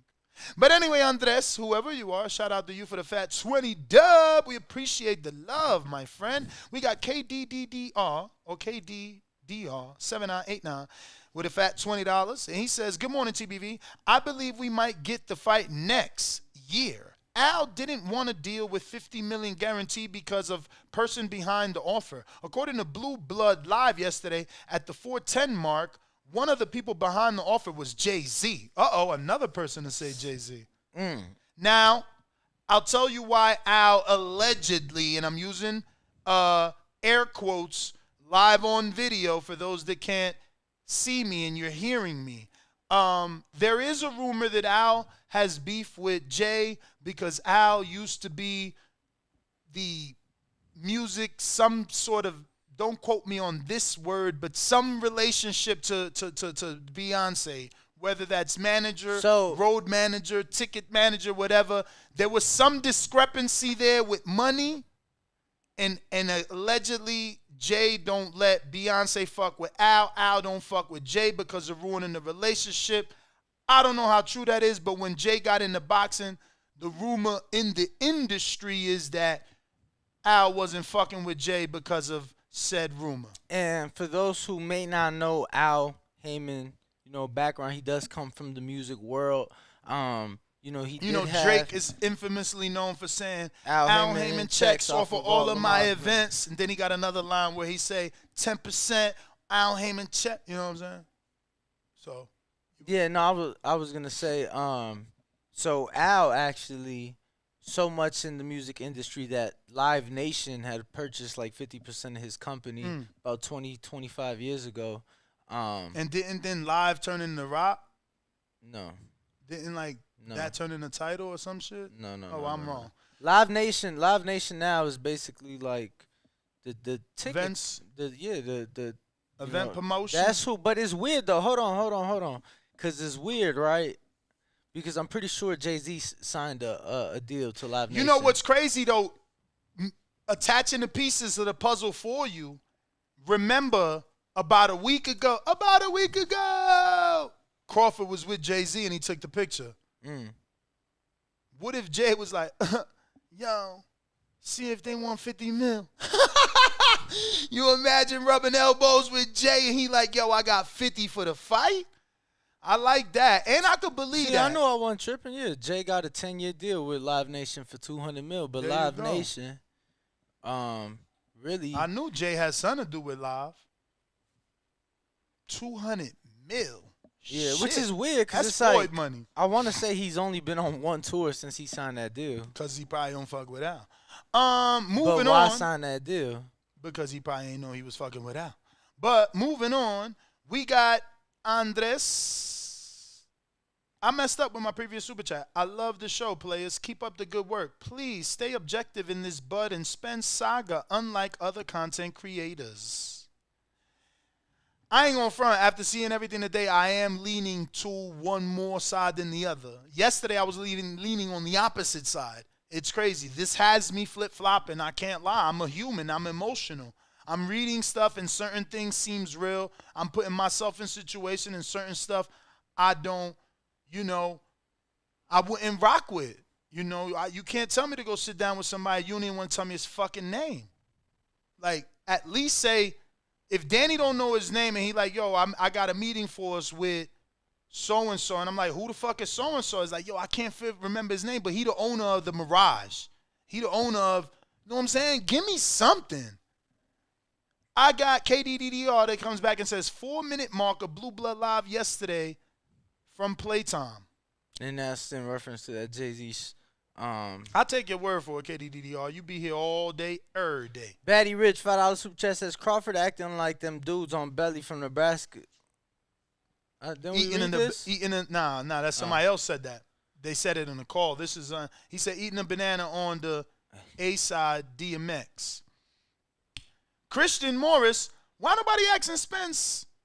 Why nobody asking why Spence wasn't getting a guarantee though? Because he's cool with Al. He's cool with the deal. He's cool with Al. He's cool with the deal. You know what I'm saying? He's done enough business, cashed enough checks from Al Haymon to be comfortable. You gotta understand that. Like I'm not gonna be comfortable with somebody as I'm already with Danny because we got time in. It just goes that way. You should know this already. Like, geez, for real. Word, like you think Ness letting any of his other co-hosts or any other guys drive the vet? Word. So under Crawford's post on Insta, right? Let me go to that. He did put boss talk. So, Jay could have been like, yo, I fuck with Al. I know how he work. Take this 50, man. You don't owe me nothing. Tell him you got 50. You feel me? I mean, you just never know. Why would you put boss talk? Obviously, I am speculating and reaching. Heavily. You can be put in boss talk for millions of reasons just for being amongst a boss and talking. Feeling like a boss and talking. But this picture here is more evidencia that the offer could have came from Jay-Z as the speculations continue to swirl around. Were we going to Twitter or were we going to Discord? We ain't got nobody on Twitter, so we going to Discord, champ. JT in Texas by way of New Orleans.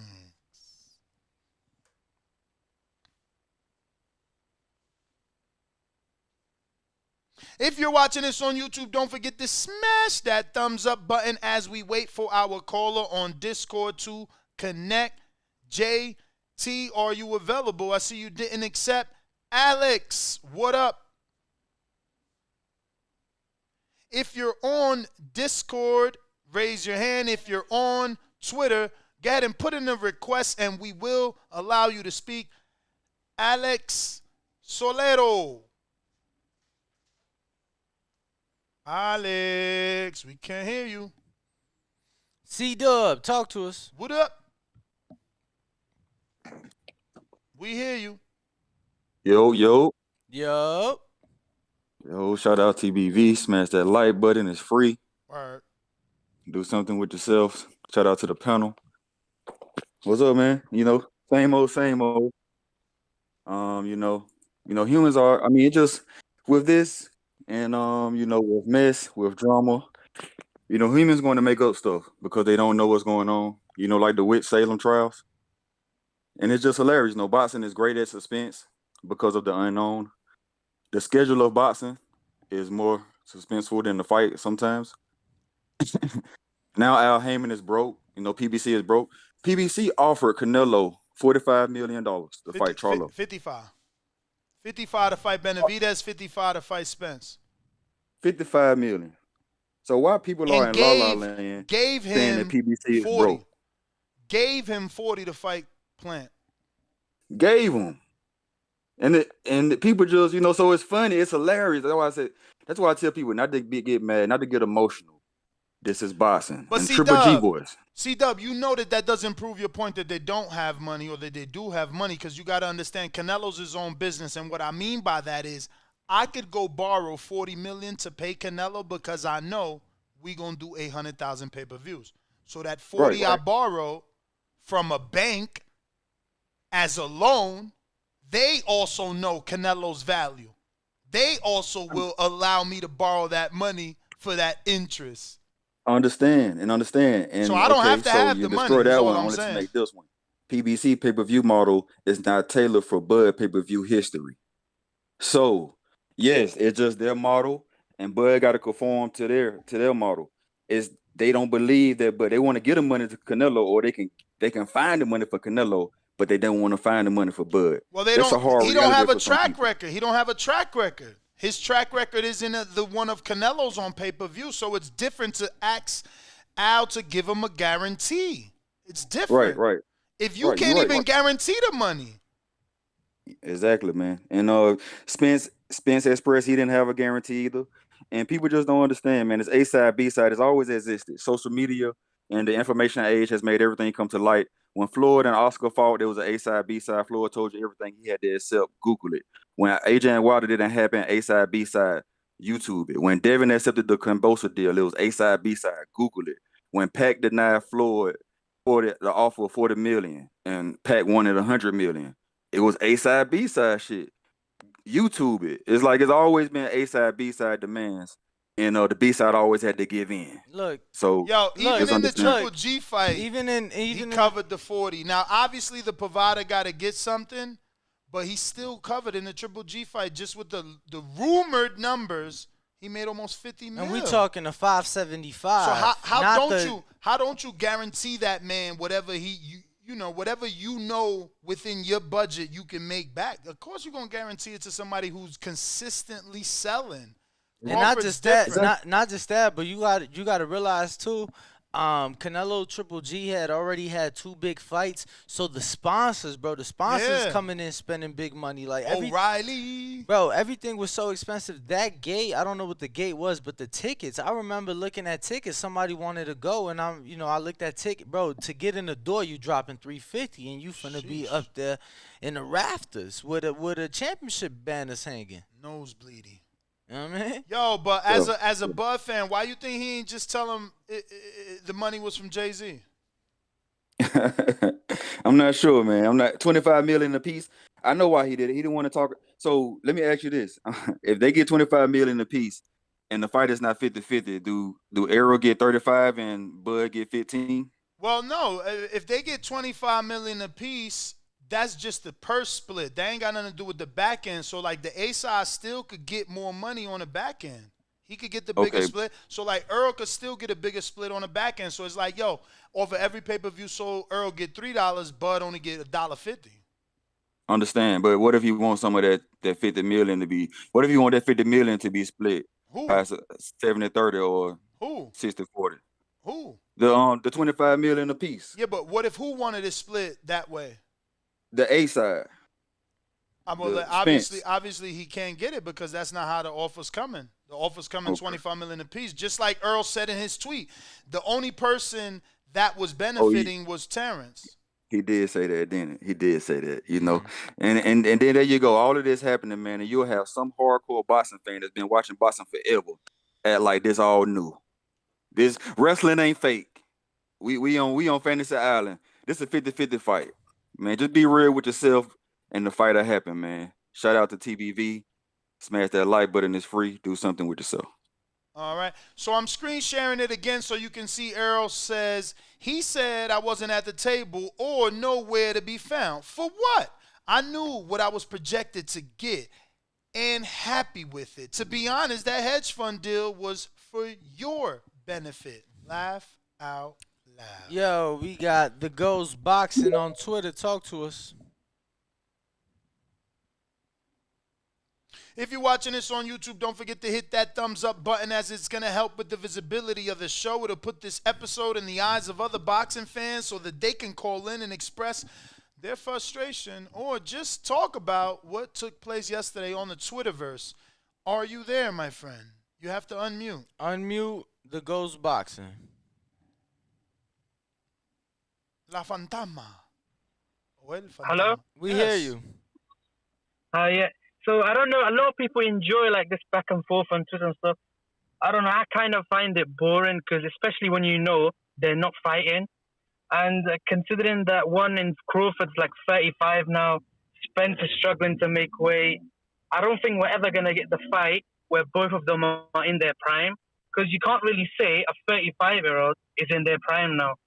And it's just I find it just boring like this back and forth where. We know we're not going to get the fight, so what's the point of even, like, talking about it? Yeah, that's all I wanted to say. Thank you. All right, thank you. And I know we have a bunch of callers on Discord, champ, so let's head out to Discord. Discord, we got Keem the Dream. Keem. What up? Ooh. Damn, hold on. I can't. I hear you. I hear you. Hey, though, because I'm on the Bluetooth in the van. So far, so good, bro. All right, cool. Man, so look, I had a couple things I just wanted to share, man. So I recently was looking at, everybody's been talking a lot about PBC and Al Haymon and the deal between Errol and Bud and all that, right? So I was doing some research. And I found the actual lawsuit, right, that Top Rank won over Al Haymon and PBC. And I was looking through it. It's kind of long, so it took me a while. I was reading it yesterday. It was really interesting because it breaks down exactly from, I mean, it gives you the name of the person that Al Haymon met with, the names of these hedge funds that he got this $500 million from. I mean, it breaks down the business model. It shows how he, violated Muhammad Ali, how he used a ton of unfair business practices to block out other promoters, to do all type of fucked up shit in boxing to what's the word I'm looking for? Get rid of the competition, right? And so in all that, I started to notice that him blocking out the competition was very common. Again, he lost his lawsuit. He had to pay out because it was proven he blocked Rock Nation. With the Matt Korobov and Peter Quillen negotiations, we all know about him buying big blocks on broadcast and TV and booking up venues way ahead in advance so people couldn't, make fights. He did a lot of unfair business practices and did a lot of fucked up stuff in boxing. So I don't think it's unfair for Bud to have a lot of reservations on Al Haymon. Now, I know he's a good businessman because he's made a ton of money. Doesn't mean he's a perfect businessman because he's lost a ton of money, done a lot of illegal things and unfair things in the sport of boxing. So for Bud to have a lot of different reservations, with Al and the PBC, especially the fact that people say, oh, he got money. I'm not saying he's broke, but the fact is he lost $500 million. He's being sued also by the shareholders of the hedge fund companies that gave him all this money. Hold on. So, I mean, he has a record of also making some bad business decisions in boxing. It's... Hello? Keem, how did he lose $500 million? You just keep blurting that out. Like... well, it's a lot, brother. It's a lot. I don't want to take too much time. It's in the lawsuit. I have it if you want me to send it to you. Basically, he lost. Take all the time you need. Take all the time you need. But I need you to explain. I need you to explain why you using the word loss. I'm gonna tell you. All right, look, he lost $500 million. He's being sued by the shareholders of these hedge funds because the way they came into the game was knowing they were coming in taking losses, was putting up money and not recouping that money right then and there. His plan was to get it all back on the back end once he controlled all of boxing. Once he had all the big fighters, he was pushed all these other promoters out of the way. He was going to get big broadcasting deals. He wanted big TV deals like they used to get back in the day. Now, the problem that he ran into was that a lot of these big broadcasting companies, they don't like putting boxing on because you don't know how quickly boxing can end. You can have your entire card end an hour and a half before it was scheduled to. Now you got to fill the time. That happens. It just happened recently with Better Beef and Joe Smith Jr., where every fight was a knockout, main event, second round knockout. Now we got to listen to Teddy Atlas and Tim Bradley for an hour and some change trying to fill time on national television. So a lot of these big broadcasting companies stay away from boxing. So his initial plan from 2015, 2016, which was all laid out, because like I said, if you read the lawsuit, it literally tells you the name of the man that he met with that was a boxing fan, that was a big person in a $40 billion hedge fund. And they gave him a light $475 million because they're worth $40 billion. And it even tells you how they illegally spread it all out through his multiple holding companies. So my point is they came in to take a loss, hoping to get it all back on the back end once they take over boxing. That hasn't happened. And it doesn't look like it's going to happen. But you still haven't answered. I say all that to say he has a track record of fucking some shit up. So for Bud to have reservations, for Bud to say, I'm not going to give you the name of the $50 million company because I don't know what the fuck Al's going to do with that information. If I give you the name, y'all want to Google it for what? Let's go sit down and talk face to face because Al's already known for fucking over other people in boxing that ain't on his side. That's all I'm saying. Al isn't a perfect businessman. Keem, but you still haven't told us how he lost $500 million. I just told you, bro. They came in taking losses, booking giant venues, paying ridiculous amounts of money for purses and advertisement and all type of other shit, and they weren't getting the money back. If I put up $5 million for a venue and advertising on a fight, and the fight makes me back 1.5, I just lost. Keem, I mean, he lost all across the board. Keem, can we have a conversation? Because you obviously can't hear me when I talk. So you keep saying that he lost. But didn't he create PBC, and didn't he get for like what, the last 3 to 5 years, $120 million? No, not from what I seen. The $500 million that was given to him is now worth, I think they said 300. So he's $200 million under what they gave him. He's being sued for $900 million by these hedge funds. So Keem, again, he got the $500 million from the hedge fund to start a company. Mm-hmm. Does the company not exist? Yeah, it does. All right. So you answered that.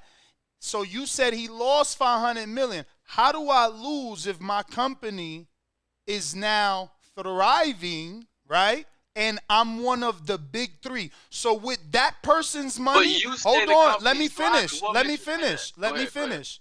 Of course it's thriving if two networks, don't cut me off. If two networks giving you $60 million each, which together is more money than what ESPN is giving Top Rank, which is 90. Yes, the company's thriving. Now, don't cut me off. You keep talking about the $500 million. Cool. I use that money to create this. This company now receives $120 million from two separate entities year by year. And that company became the big three. There was only Oscar and Bob until Al forced himself in here. So you could say he's losing, but you don't want to look at the truth. He used other people's money to get in the position he's in. Now, whether he's being sued for that back and he will have to pay the way he had to pay in those other settlements, probably, but the fact still remains he used someone else's money to create PBC, and he's getting network money every single year. I rest my case. Google that. You done? Google that he ain't getting 60 from from Fox and 60 from Showtime. Google that he never got that. Show me that. Okay. All right, cool. You done? Yep. That was it? Yep. Okay. So my rebuttal to that is he might be getting 120 million. You're telling me what he's getting. You're not telling me what he's making. And then you're telling me he was given a bunch of money by people. What is this? 2022 now. This was 7-8 years ago. And he's yet to give them their money, but he's got it. He's just not giving it to them. I'm not until telling. They take him to court. I never said and any in the of court that. Documents, it shows that what his company's worth, because he does have a real company that he used that money to start, and it does have a value. But the value of that company is hundreds of millions of dollars less than the money he was given 8 years ago. Hey, Keem. So he might be getting 120 million a year, but you don't know if that's enough to cover the losses from the previous years, or even get him through that year that he got that 120 million. Keem, but why do you got to cover the losses from the previous year? You can still conduct business because you're getting new money every year. My brother, if you lost money last year, if I owed you 20 million last year, I still owe it to you this year and the year following and the year next. It doesn't erase after the year. But you said yourself they having a sue for that money. So right now, until a judge tells him, he don't got to pay it, do he? No, absolutely not. You're right. He doesn't have to, no. So you talking about money that he really don't owe yet, right? Ain't nobody forced him. No. Ain't nobody forced him to pay yet, right? His money's still safe. No, not yet. Not yet. His money's still safe in the bank. No judge. No judge seized his accounts, right? No judge sent judge sent the court order for it to be garnished out of his wages or out of his net worth or anything, right? Right? No, yeah, you're right. Okay, so PBC is conducting business then, right? Regardless of this lawsuit. Yes, absolutely. And they have the most fighters, right? I don't know that to be a fact, but I would say, yeah, probably. And they're getting network money from two separate networks where no other promoter's doing that, right? Well, no, doesn't Top Rank get money from ESPN every year? I said two separate networks. Oh, two separate. Okay, yeah, no. Okay, so then I don't know what you're saying. You came on strong trying to show that he's failing, but he seems to be succeeding. I'll have you know that PBC started, 2012? Was it 2012? I think 14 it said. Okay, yeah, so and what year we in? 2022. How long does it take for a judge to damn near 23? How long does it take for a judge? I'm asking how long does it take him to recoup the money he was given? Why are they suing him? But I'm asking you this: How long does it take? How long does it take a judge? But maybe he never had intentions of paying him, Keem. Maybe, okay, maybe he got the $500 million and he's running off on the plug. Let me ask you this. Let me ask you this. Since you want to pay Al Haymon in such a bad light, how much money did the Zone give Eddie? Total billion. right now, $1 billion. $5 billion? No. The first check, the first big money, was like the headline, $1 billion, the headline was $1 billion, right? Yeah. Would you agree that Eddie and Al blew $1 billion and $5 million? Yes. Okay, so then what did the Zone do? Didn't they just have to go to their Russian billionaire and get and keep injecting more money? Yeah. So then why you talking about one company without talking about the other? So if PBC fell and ain't because the Zone, hold on.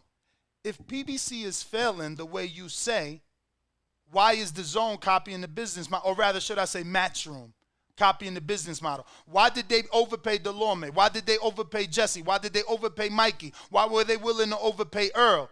Why did they do the same exact thing that Al did?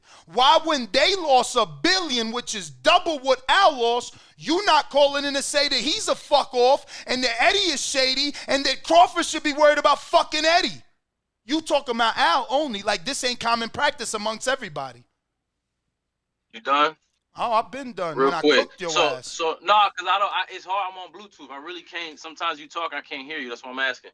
Look, if we were talking about Eddie Hearn today, I would have brought up the same thing. I bring it up all the time in other conversations. Today, we talking about the PBC. We talking about Al Haymon. We talking about Spence. We talking about Crawford. We're not talking about Eddie because I feel the same exact way about Eddie. I bring it up all the time. I bring Eddie up in defense of Al because people like to talk shit about Al. And I say, well, Eddie's losing way more money than Al. Nobody gives a fuck because they keep giving it to him. So I feel the same way about Eddie as I do about Al with this boxing shit. They fuck up a lot of money. But my point is, you trying to defame one man and build up Crawford. He's the topic of the conversation. But today, you're defaming. If we were talking to Eddie, I would say the same thing. My friend, you're still defaming him and trying to give credence to Crawford's words based off common practice in boxing. You trying to call Al a sleazeball when that's what Eddie does. When he was sued by another promotional company and had to pay them for doing uncommon practices. He was sued by the competition because literally unfair business practices. How is it as well as the violation of Muhammad Ali Act. My friend, how is it unfair? Forget what you read and look at what you saw. How was it unfair to take those fighters out of poverty, pay them what they were worth, make 99% of the black fighters. Let me finish so that the world can know what we arguing about. Jesus Christ. Because it was Al Haymon that made it even for black fighters to get paid the way Latinos and white people do. Absolutely. Okay. So how the fuck he got sued for making it an even playing field. And he got sued, and now Eddie do the same thing he do. I understand what Al Haymon was trying to do. He was trying to get everybody that's out of boxing because they're fucking shit up. He wanted to come in and pay fighters way more money. I got no problem with that. The fact of the matter is the way he went about it was highly illegal, and he lost a ton of money doing it. I'm not saying he was wrong for doing it. I'm not saying he's a bad person. You did say he's a bad person. You did say he's a bad person. You did say he's a bad person. That's what I'm getting upset at. You did say that. You did say he's a bad person. No, I never said he was a bad. My friend, you came on here and said he's made bad business decisions in boxing. And he's not a perfect businessman. And you said that you would understand why Crawford wouldn't want to give him the name of the company because he might fuck it up.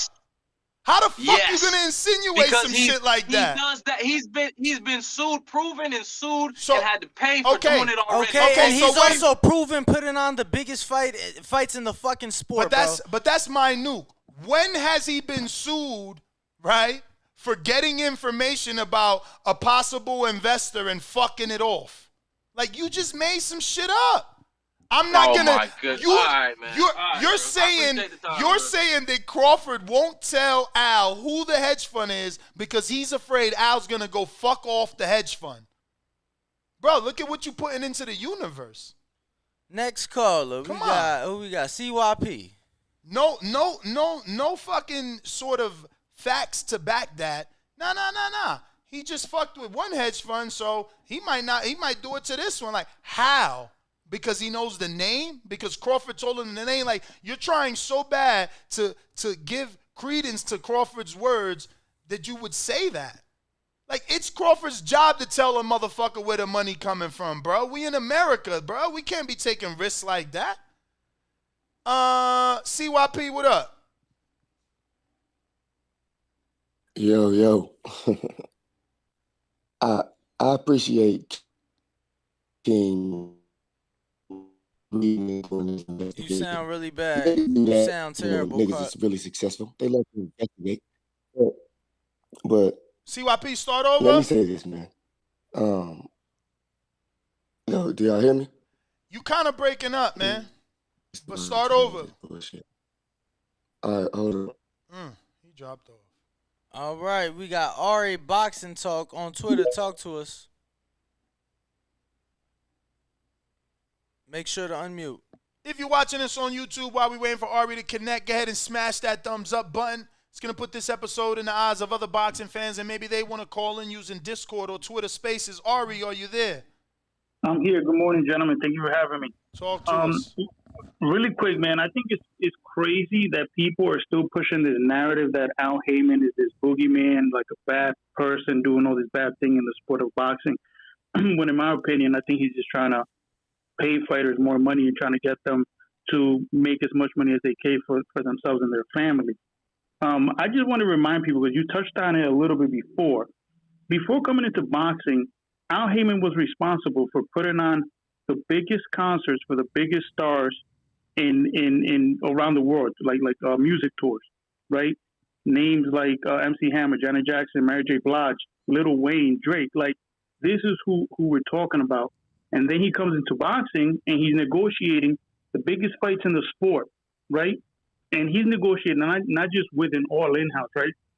He's doing fights with, Floyd Mayweather, Manny Pacquiao. He did a deal with the UFC with Dana White, with Conor, Floyd Mayweather, and Conor McGregor. So this whole notion that he can't negotiate a fight with Terence Crawford is complete nonsense. I think that honestly, the shit coming out of Terence Crawford's mouth is just nonsense, man. Like it's absolutely ridiculous what he's saying. And the fact, and listen, I don't want you to go off on me, because I know yesterday somebody mentioned a certain name that's affiliated with illegal things, right? But Crawford doesn't trust Al Haymon. Okay, fine. If you don't trust him, fine. But before leaving Top Rank, you signed an advisory deal, according to Bob Arum, with somebody who's currently wanted by the U.S. government, right? So it's nonsense, man. I don't want to get too much into it, but that's kind of what I have to say. I don't know if you have any questions for me. Nah, brother, great call. I do want to share this piece of evidence. Shout out to Fight Hype, as always, on the ground, boots to the ground, getting that coverage that we can then come back and use here on our podcast, right here on youtube.com/The Boxing Voice. That is the wrong slide. And this is the right slide. About Al Haymon's influence outside of boxing, guiding fighters to a future outside of boxing. The main thing with me is before I turned pro, like I was deciding who I was gonna sign with, and Top Rank was coming at me with a big signing bonus and things like that. So it may be hard to listen, but he obviously says, the thing with him is when he was gonna sign, Top Rank was coming at him with a huge signing bonus. It was my father really got me to sign with Al because. But it was my father that really got me to sign with Al because, he was saying it's not about right now, it's about later. And when I talked to Al, and I was talking about, life after boxing, he was talking about retirement. And I haven't had a professional fight yet. And he's talking about retirement and life after boxing. I'm like, man, what the hell are you talking about? So I just want to show this because, this is Earl telling you why he signed to Al. He was influenced by his dad. Then he's telling you that the first conversation wasn't about what fight you want. He said it was he about hadn't turned retirement. pro yet. He ain't even turned pro yet, and it was about retirement. But this is the Life person that after they're trying to boxing. paint out as a monster. This is the monster. This is the monster that they talk about that is no good for boxing. He's a cancer, and he's ruining and he stole this and he did that. This is who Earl is also talking about. Just wanted to show that, so that people know. We got Coach JT trying you again, but you gotta accept. Moving on to Alex.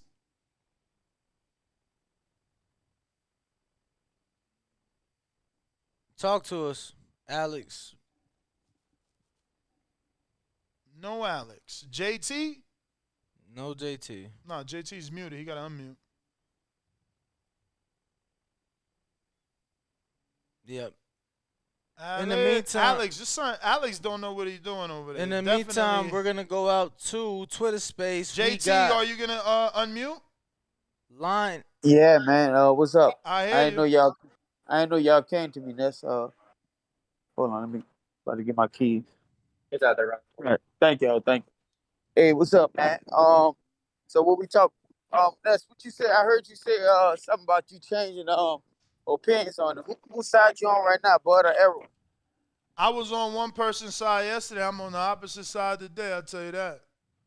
So you was on Bud's side yesterday, or you on Bud's side now? He was on one person's side yesterday. I'm on the other side today. That's all I tell you. This new information seems like it's swayed me, man. I can't front. Well, talk to me. You acting like you talking in codes. There's only two people we talking about in here. I mean, so, I don't want to reveal who I'm leaning towards. Okay, so look, well, did y'all talk about the new information that's leaked? Because I need to know about it. I want to know about it. Yeah, I mean, we talked about every single. They had a whole exchange on Twitter. Oh, Errol ain't on, but had exchange. Hell yeah, they had like 20 tweets apiece. Oh, I'm glad to go look that shit up. Then I didn't know that happened. So you don't want you.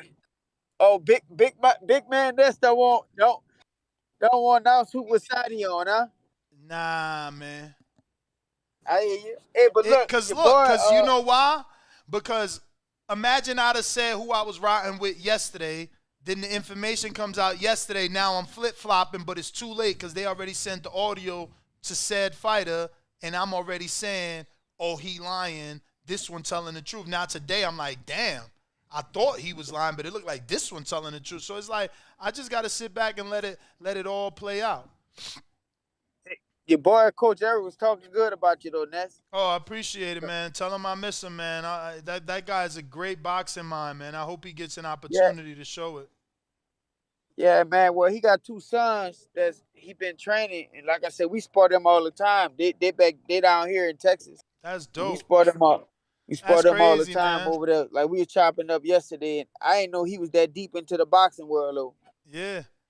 It's crazy how small the world is. I can't believe he's all the way in Texas now. Yeah, but I'll let y'all go back to y'all call, but I'm going to go check them tweets out. All right. All right.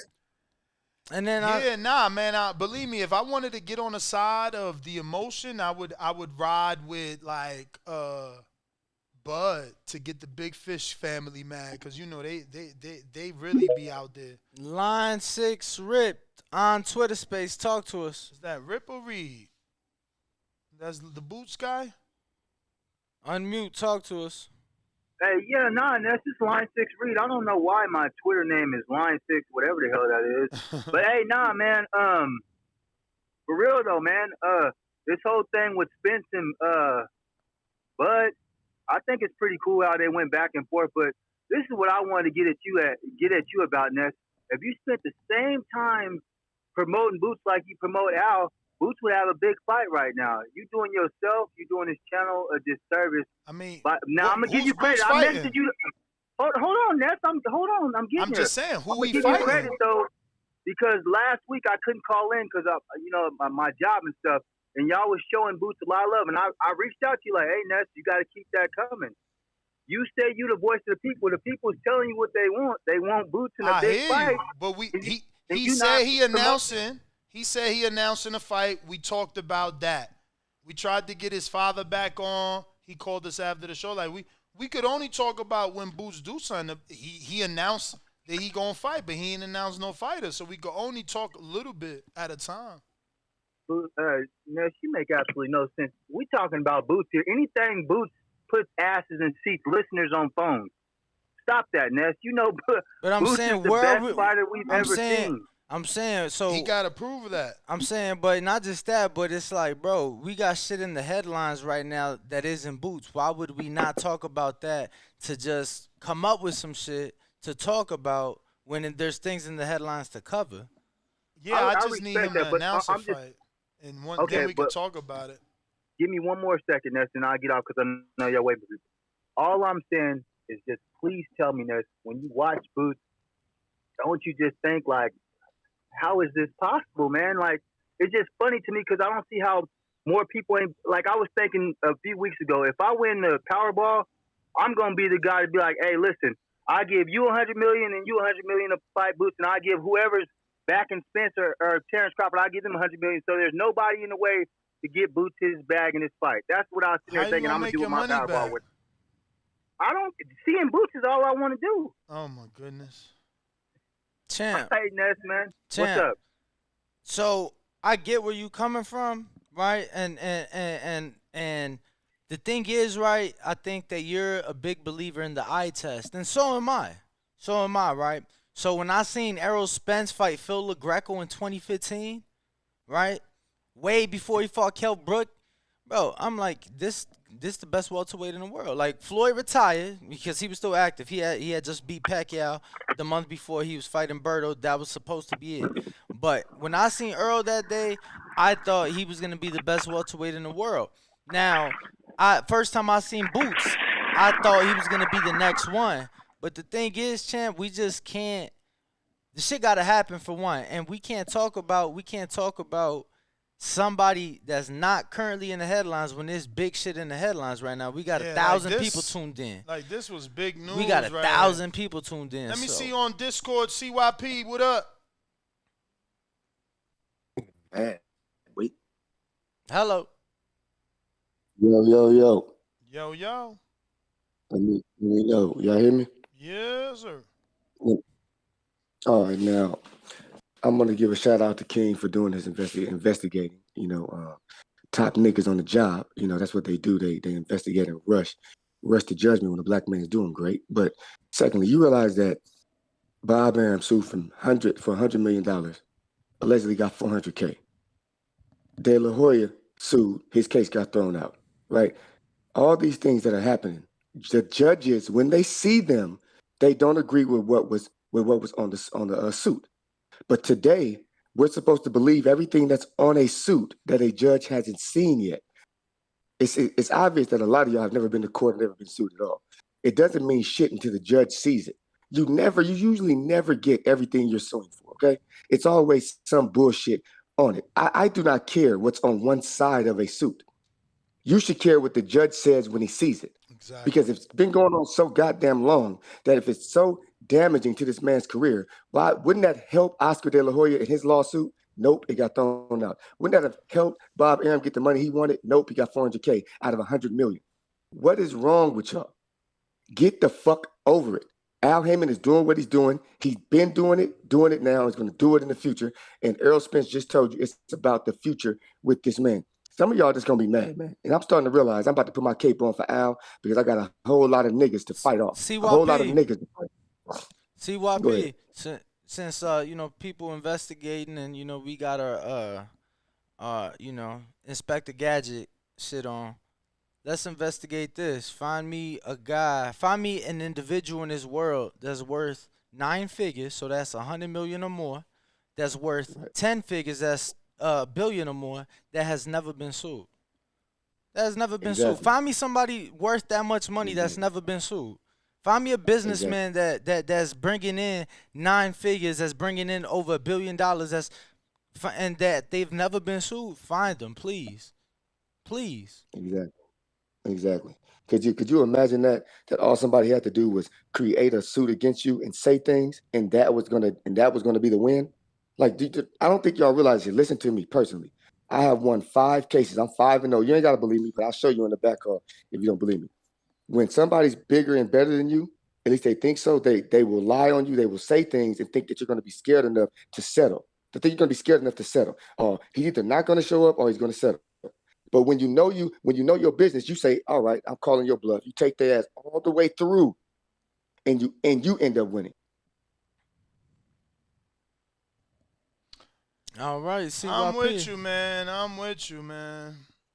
You know, 400,000 when I wanted $1 million. That don't sound like the judge ruled in my order. 100 million. 100 million. That's crazy. That don't sound like the judge ruled in my order. You I'll got tell you that. you got point. What's that? That ain't even 1%. So you got what 0.04. And that's what I'm of saying. What you was seeking. If it was you so got illegal, 0.04% of what you was seeking. if it was so illegal, Eddie Hearn couldn't come right behind him and do the same exact thing. But people see that he was sued, that he settled, don't read, and assume that he lost. Yo, Ness, I'ma sue you because you ain't paid me the overtime yesterday. I need 100. Ness, give me 4 cents. That's the equivalent. Ness, give me 4 cents. Oh yeah, I won. Fuck wrong with y'all stupid ass. Man, we got J Mac. Hold on. All right. I mean, I sent them the invite. Stant Lyles, you next on Twitter. J Mac. Yo, we here. Can y'all hear me? I'm not gonna get caught up into the emotional wave. Definitely we getting information coming from both sides, but it's still like the dots not connected. The middle is Al Haymon, the business side of it, and without him speaking on anything, we don't really know what actually happened. All we can do is come to a conclusion or formal opinion on who we supporting. What a projection is something you projected to make. What a guarantee is something you guaranteed to make. The difference from a guarantee and a projection is they know you're going to make it, so they can guarantee you. A projection is they don't know what's going to make, so they can only project what you're going to make. Errol said that he know what he was projected to make. Bud was trying to get something guaranteed.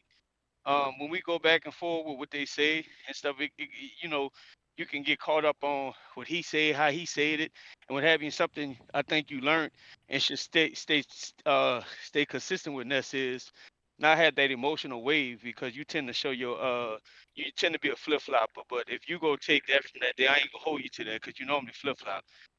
Your little sidekick Danny, who won't be just like you, he's learning your traits and your ways as well too. But on to anything else, I'm not changing my stance. I think it's Al Haymon. Al Haymon has a lot of success. Y'all name some big names in the music industry. You name some big names with fighters. It's proven when you have success with big entities, big business and big names, like a Beyonce, like a Drake, like a Errol, like a Floyd Mayweather. Them fighters have big name, they're proven success. But on top of that success, you can still have bad business that you done. Because what about the other hungry fighters that didn't have that privilege to having that good business? So just as good business, just as much he's gonna be marketed for his good business, we can also critique for his bad business. And my last point, what Keem was trying to get on here and say, yeah, he they may not have paid Bob what he was suing Al from, but another thing about suing people, they tend to put a lot in there and ask for this and ask for that, and sometimes that don't always get rewarded. But a successful suit in favor of it is something that was favor of him, whether he got everything he asked for or what have you. But like good business and bad business go hand in hand. L is guilty of both of them. So is Eddie. So is Bob. So is all the motherfuckers. They all crooks. That's my call. Yeah, that's very vague, you got to see what he had to settle for, just like when you get charged with something, there's separate counts, you know what I'm saying? So there was different things alleged on that lawsuit that obviously he wasn't guilty of, or else he would have had to pay out the entire suit. But Stan Lyles on Twitter Space, talk to us.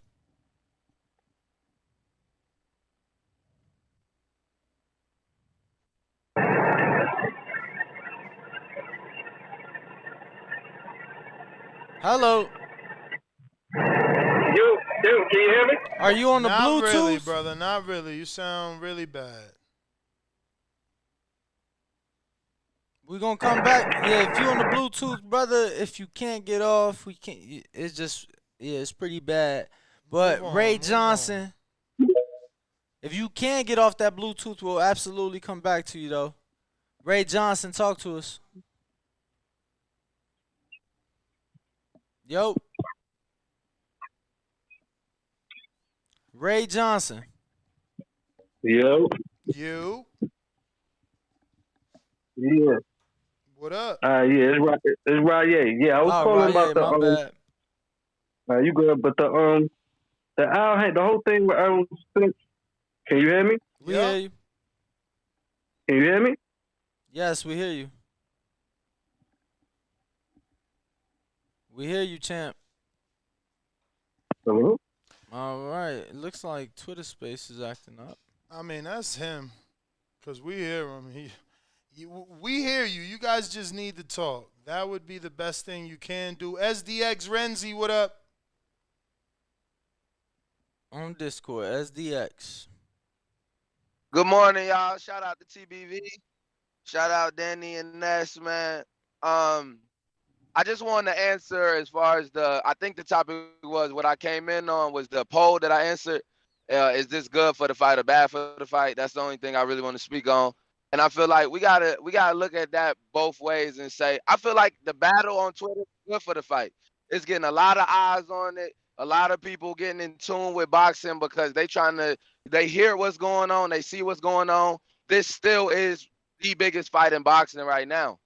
So from that, what I feel like people gonna have their opinions, and with them having their opinions, what makes this so cool is that now, as casual boxing fans, they're literally being exposed to the business of boxing that all hardcores know.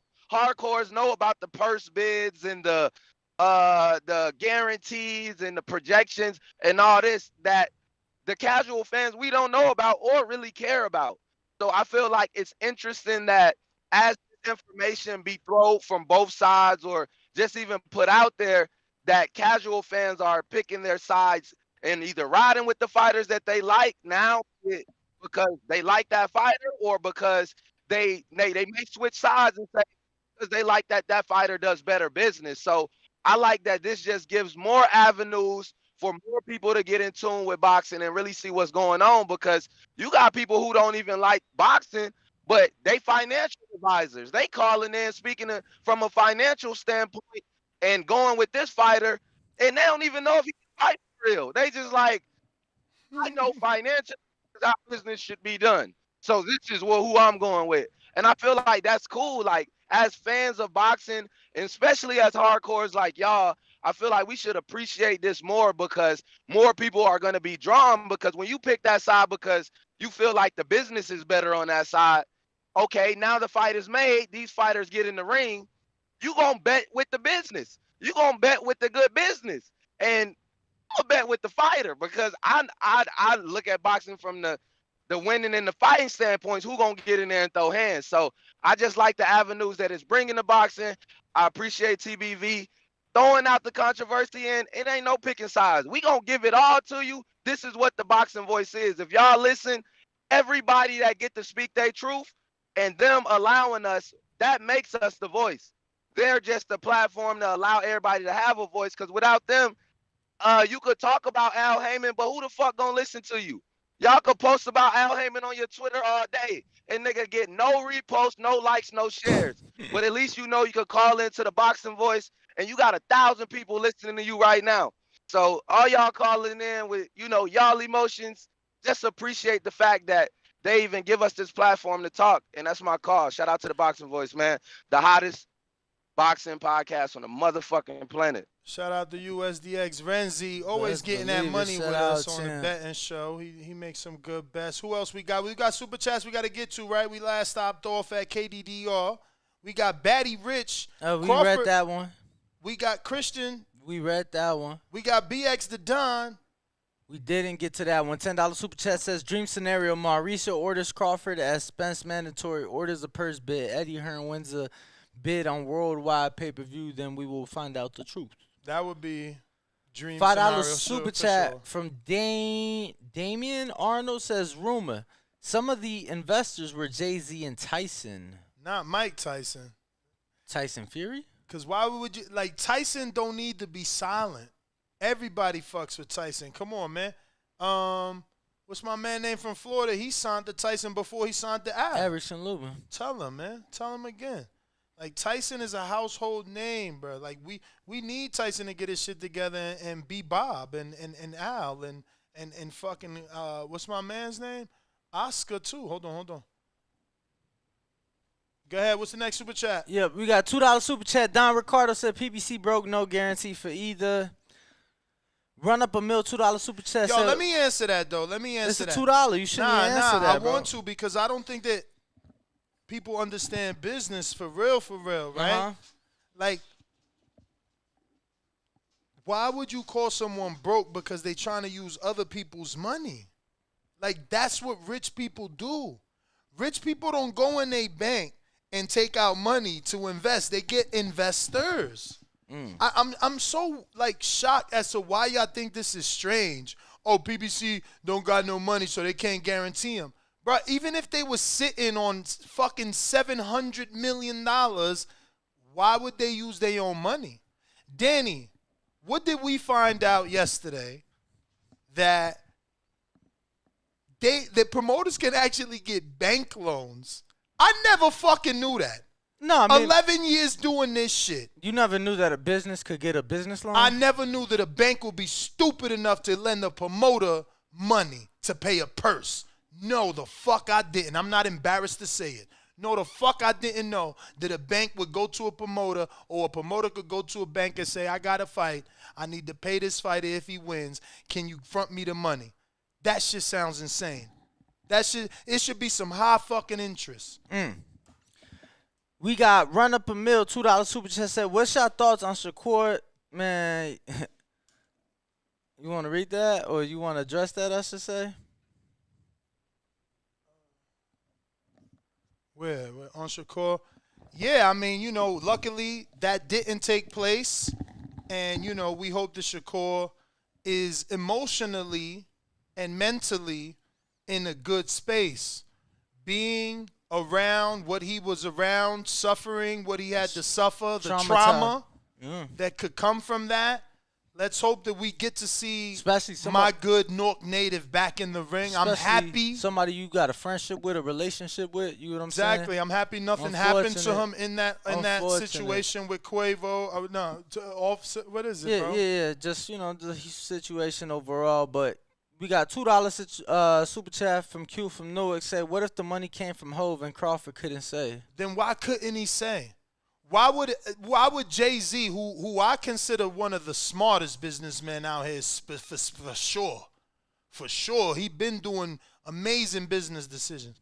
Why would he's already worked with Al, he's already worked with Live Nation, he's already felt that Al didn't want him in boxing. Why would he send an anonymous offer? Man, that's stupid. That's all. It's just a dumb move if that was Jay-Z. And I don't want to believe that it's him because I know he ain't making dumb moves like that. We got Damian Arnold. Did you get that? Oh, that's another one. That's another one. Shout out Damian. I didn't know the beef between Al and Jay, but if I'm aware of that and I'm Bud and I offer a deal from Jay, why wouldn't I tell EJ on the phone so he can tell Al and he can shut it down off top? Let's just meet. Exactly. Dirty Red, $5 says, Spence about to fight a crafty guy that moves, but about to fight a sturdy southpaw. Coincidence? I think not. Proper tune-ups for the mega fight. Yeah, I guess. But why tell us that they don't do tune-ups? Dirty Red right back at us. He says, we are officially in the pre-promo stage. And then we got $2 super chat from All Seeing Eye. Says, all money ain't good money.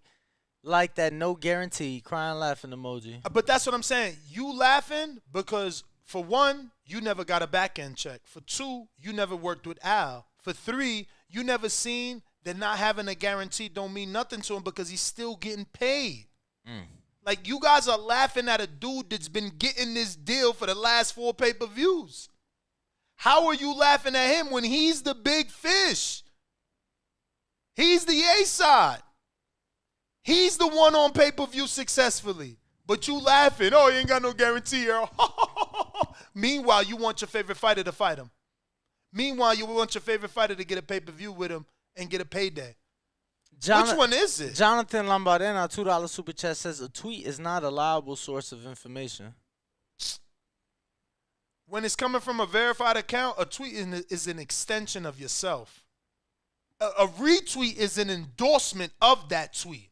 Don't retweet nothing if you don't believe in it. What are you talking about? Crip Khan with a $2 super chat saying, Errol said show the contract. Bud, show it. Word. Bama But, Jeff. to be fair, Errol could show it too. Errol could say, I'm tired of the bullshit. Here it goes.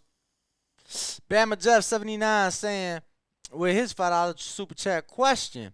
Didn't Bud Team say they didn't fight Pat because they didn't know where the money coming from? Yeah, EJ can't question the same. I don't know. I never heard that. Yeah. I don't remember that, honestly. I'm not trying to play. But we got Philly Zoe. Did you send a cash app for a super chat? Do you want to come back? Who's on Twitter Spaces? If you on Twitter and you like, yo, I want to talk, all you got to do is request to speak by raising your hand. And if you've already called, $5 super chat does get you what is it? Boomerang, counterpunch. Yes, sir. Terrell, I got no cash apps, so I don't know who sent Gunslinger, Terrell on Twitter Space. Talk to us. Unmute.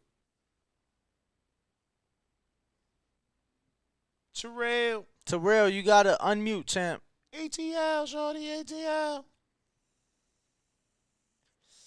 I'm dropping the link for Twitter Spaces in the live YouTube chat. If anybody that's watching on YouTube, listening on YouTube, wants to call in and voice their opinion on the Voice of the People hotline, you can join us on Twitter Spaces and or Discord to do that.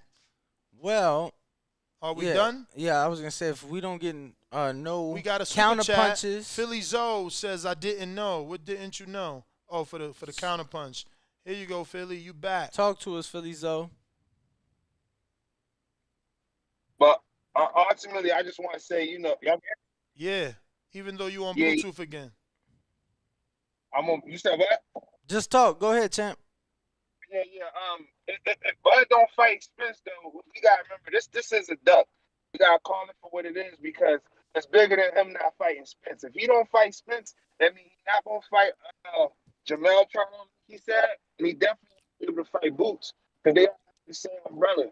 So I'm gonna just keep justifying it with these guarantees. Champ, take off the Bluetooth, man. Take off the. I don't know why everyone tries to show us that their Bluetooth is better than the last shitty tooth. All y'all shit sound bad. Like it just don't work. I don't know if it's because it's a radio show and we're already on the internet. It don't never work. Very rare. Actually, Keem's work. You took it off, Zoe, or what? All right. Zoe. We're going to try Terrell one more time on Twitter, but you got to unmute, champ. Real. See, there you go. What up? Yo. Hey, how y'all doing, man? First of all, I want to say I got much respect for Spence. I got much respect for Crawford. I'm out here in Louisiana. I remember when Crawford used to come train out here. My point is that, I lost a lot of respect for Al Haymon, and I know Crawford went lying in it when he did his little thing yesterday talking about Al Haymon mama got sick. So that let me know Crawford was coming from the heart. And, I pay attention to what people say. And, I kind of had heard that the other source was Mayweather because Mayweather Ben said he would have promoted that fight, but he ain't bring it up. And he ain't bring up the fact that I'm learning from y'all, the other source might be Jay-Z. So what I'm saying is the money was there. Al Haymon ain't never put $25 million in Spence's pocket to fight. So why would you deny your fighter that, especially if you talk about retirement and this and that? Al Haymon been slick side of snake. Al Haymon always has denied big fights or the fights we want as fans. And, Bob Arum too. That's why Crawford got away from it. And it's different when you're on boss. When you could call your own shots and you got people that'll back you. So let's not knock either one of the fighters and look at the real problem is the greedy, hungry promoters. And that's just what it is. Because politics run boxing. We all know that, right? Absolutely, man. Absolutely. So, because neither one of these cats scared of each other, bro. They've been through wars. They believe in their ability. They raw. So at the end of the day, Spence gonna take up for Al Haymon because that's his promoter. He gonna validate. He gonna say the right things because Spence that kind of guy. He not gonna throw that man under the bus. But just because he was talking retirement in his first conversation with him, look, the devil will go to church and sit in the Lord's house. You understand what I'm saying? So at the end of the day, just because it sounded good and it felt like it meant good, don't mean it was good. Because when Spence do become his own boss in Crawford's situation, we'll never have these discussions again. But the truth, you see what I'm saying? But the truth still is that Spence has had a good time with Al, and he doesn't feel the need to go outside of that comfort zone. And on top of the comfort, he's had Well, success. Hold up. Crawford came to the table and offered something Spence ain't never gotten. Is like 25 mil. Okay, and then Spence said. Then deny your fighter that if you mean the best for him. Why would you deny your fighter? But Spence asked him. He asked Crawford to tell him where the money was coming from. Crawford didn't.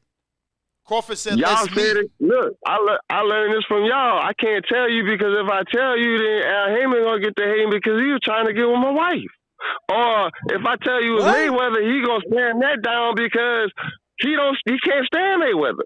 So at the end of the day, it don't matter where it's coming from. It do matter where it's coming from. No, you ain't get that from us, brother. No, it don't. You ain't get that from us. You interpreting that very wrong. What? You interpreting that very wrong. You didn't get that from us. You're listening to some of the callers that are calling in and giving you their opinion. That seems to be Keem's opinion. But yeah, we did not say that. But people have been insinuating that the money can possibly come from Jay-Z due to a live that was done on Blue Blood. We did not say that. So yeah, man, you have to listen a little better. Do we have any more callers on Discord, Ness? If anybody else, Big Gucci Nick. Boom, let's go to him. Seems to be Keem's opinion. But yeah, we did not say that. But people have been insinuating that the money can possibly come from Jay-Z due. So who we got? You said Big Gucci Nick, what up? What up, man? Shout out the show. Shout out Ringwalk Danny, the CEO Ness. Great show, guys. Listen, man, I don't even know what to think about what Crawford said. He shouldn't be playing promoter, to be honest with you. And I know you've been backing Crawford lately, Ness, but I kind of like what Al Haymon said. Like, why would you put a cap on yourself, man? Listen, we don't know how much this fight's gonna do. If we do over 1 million buys, Ness, ain't that about like 65 mil? He'd be making more than that 50 mil. And if you want to take risks, I mean, why don't you take that risk? You'll make more money. You'll make the fight happen. Didn't he? According to him, he accepted a zero guarantee. According to Spence, he also accepted a zero guarantee. Oh, Spence actually accepted that Crawford deal? No. You're saying? No, I'm saying Crawford accepted the Spence deal at 0%, and Spence confirmed that they both was getting 0%. A zero guarantee. 0% guaranteed, yeah. But I'm saying like the pay-per-view buys. If you do over 1 million pay-per-view buys, I mean they're probably getting about 65 mil, right? Well, that's in 70. revenue. That's 75. You know, you still got to give your pay-per-view distributor maybe 20, maybe 30%. But I mean, I hear what you're saying, champ. Cause yeah, if this is supposed to be the big fight, I want to make as much as I can for it. But it's a risk. It's a risk because what if you don't do that meal? You know what I'm saying? Yeah, I mean, yeah, exactly. But I mean, he talking about taking risks, man. And this whole deal with Crawford, his whole deal is a big high risk deal. So I mean, if you want to take a risk, you'll make the biggest fight happen. You'll get probably a bigger bag, in my opinion. I think it does close to 1 mil. And even with that 0% guaranteed, I think you still make out way better than 25 mil guaranteed. Yeah, I think 1 mil. In the back end. I think 1 mil's. If they do 1 mil, that's gonna be like spectacular. Because I think that's gonna be extremely hard to do. I think they can do it, man. I think that's gonna be extremely hard to do. I think they can do it. This fight has got legs like I haven't seen in a while, man. It feels like Wilder Fury type of what we call it, I guess tread or Wilder Fury kind of trajectory. Definitely If you trajectory. think in a way though, like the attention that this fight actually picked up from not happening actually kind of might help in its favor when it actually does happen. It You're might right. put more eyes. You're right, because a Like lot of people are coming out saying how bad boxing is, how we didn't get this fight. I mean, Stephen A. Smith took it the first take. But listen, Big Gucci Nick, I gotta go. Other callers out here. N.O., the White Wolf.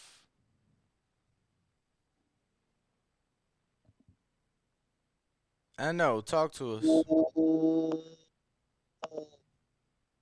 What's good, bro? How my audio sound, man? Better when you talk into the mic.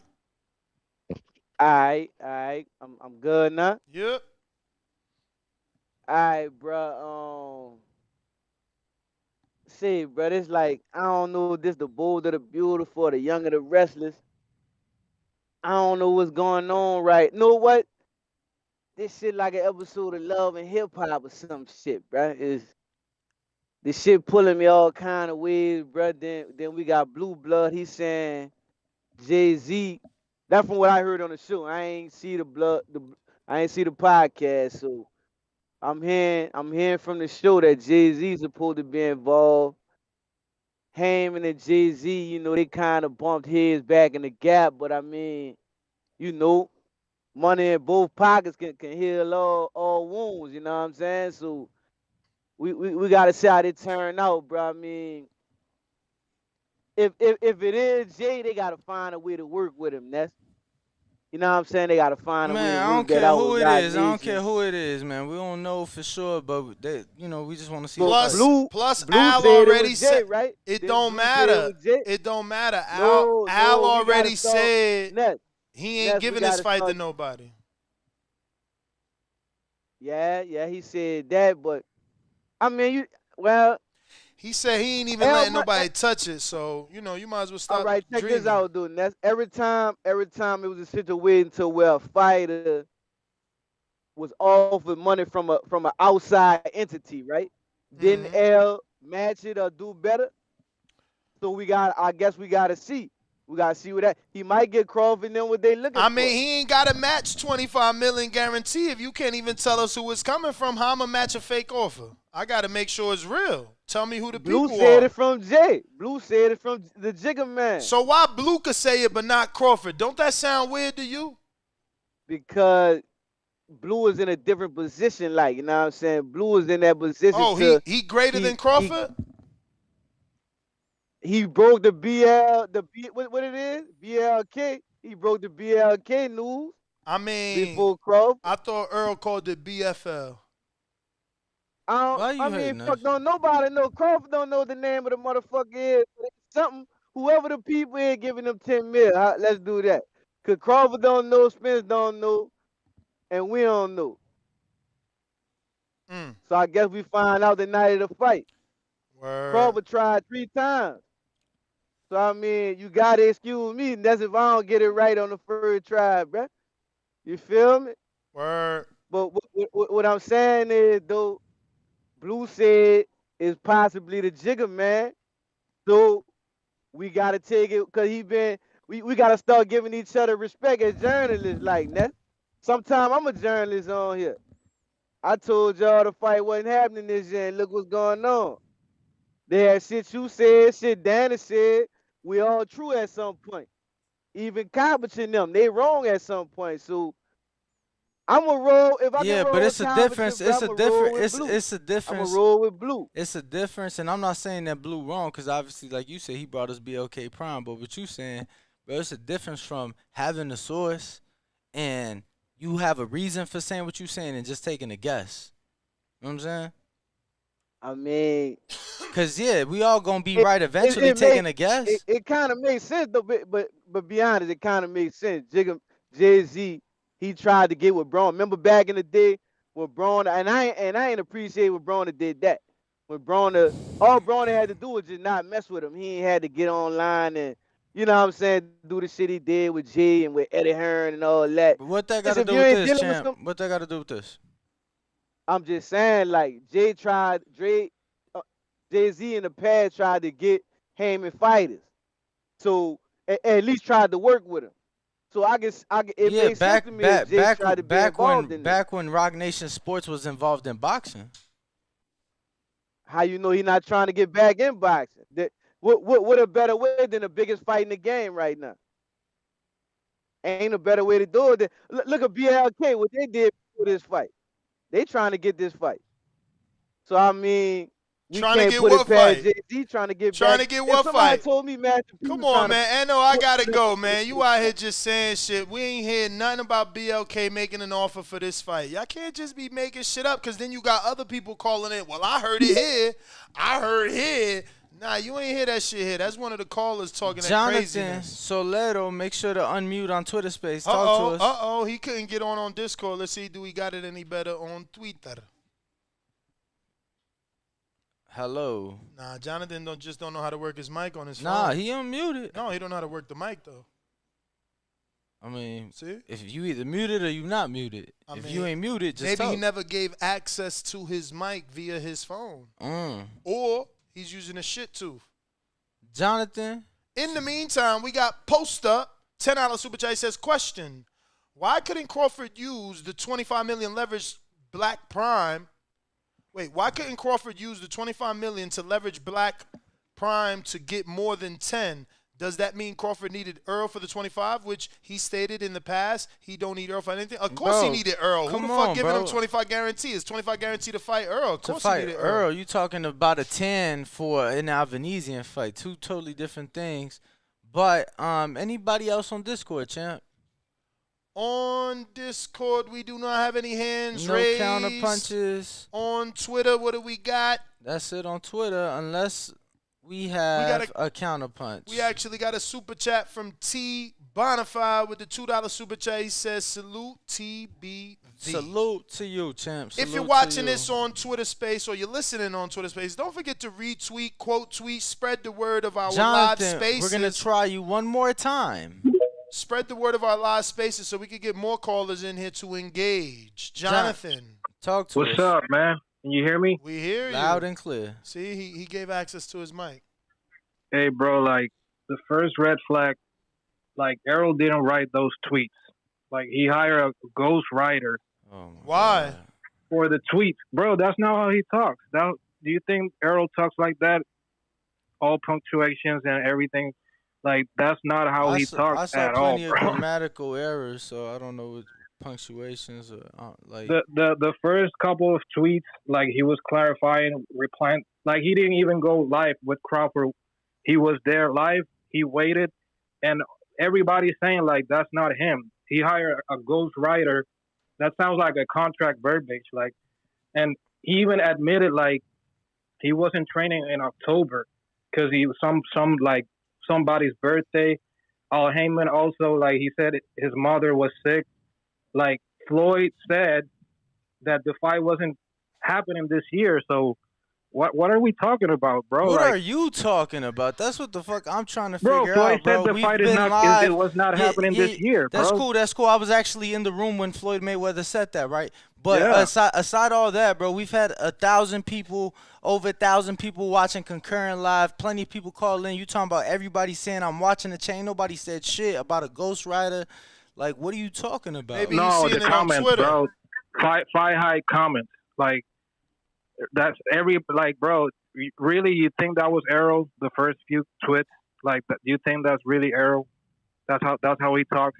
Really? Yeah, I do think that Errol was speaking on his behalf. I don't think that he gave somebody access to his account to speak for him when he finally chose to speak out. Like, I'm going to wait to finally speak out, and I'm going to let somebody else speak for me? Yeah, like just to make sure you, the wording, bro, it's obvious that's not him. Like, Crawford, you read that shit and you know that's him. Like, Errol doesn't talk like that, bro. What the hell? And what about, like, he was not training in October. Like, how the fuck he was gonna fight in November or December? He said that he said he went to Disney for his daughter's birthday. People take breaks in between camp all the time. I mean, look, at the end of the day, we work jobs, right? We have days off. Like we go out for people's birthday. Every fighter takes off Sunday during camp, so why can't Earl? So they brought it up. They brought it up because it was one day. Bro, if it was a fucking weekend, who cares? People have PTO. But that's what I'm like, saying. What but does it matter? Let me ask you, is it any less of a fight? Is it any less real if one man didn't train? The fight's still happening. That's Earl's fault. And even Crawford was saying, like, stop doing that shit, taking that. We all seen Errol high as fuck. Like, that's not no mystery. We've seen it on video, bro. I ain't like, never seen Earl. I ain't never seen him high. Can you tra- send me a link? Oh, you never seen it high, really, bro? Like, No, I seen the with video Broner years ago, like high as fuck. Well, yeah, you're using the wrong word. He wasn't high. Drunk, yes, not high. Well, how do you know? Like, how do you know? His eyes were all fucked up, bro. You literally just said the high or drunk. What's the difference, bro? Is that like an athlete should do? Well, like, it's a huge. Discipline? There's a huge difference. No, one bro, is like, drinking, one is smoking. Alcohol is worse than weed. Just so you know. Like, okay, my friend. So then there is a difference, right? So then there is a difference, and I was right. Bro. So I was right. So I was right originally. So I was right originally when I said it's a difference. Okay, when was that video? Has no weight because bro, it's you're bringing up a video from what? 4 years ago? 4.5 years ago? Why didn't Errol reply to Crawford then about stop taking that shit? Why he didn't say anything about that? I don't know. Why do you think bro, he ask him? Apparently, you know the way know. he speaks, the way he types, the way he don't stay in the tweets. gym You know, like you know his or like Boots, what? But like, what the fuck does that matter? Are you from Dallas? Are you from Dallas? Do you know Earl personally? Bro, he knows the way he talks. You're making so many personal accusations as if you've witnessed some of these things. Bro, he hired a ghostwriter to reply to Crawford instead of just jumping on that live. Okay, bro. But anyways, bro, Floyd told you the fight wasn't going this year, so I don't know, like, why we're acting all surprised, like, why Crawford is taking another fight to stay busy. Like, it's ridiculous to me, but it's okay. All right. Is that everything? Yep. All right, brother. Thank you for calling in. Who's next? That was entertaining. That's it, champ. Who's that? You got a counterpunch? Who's that?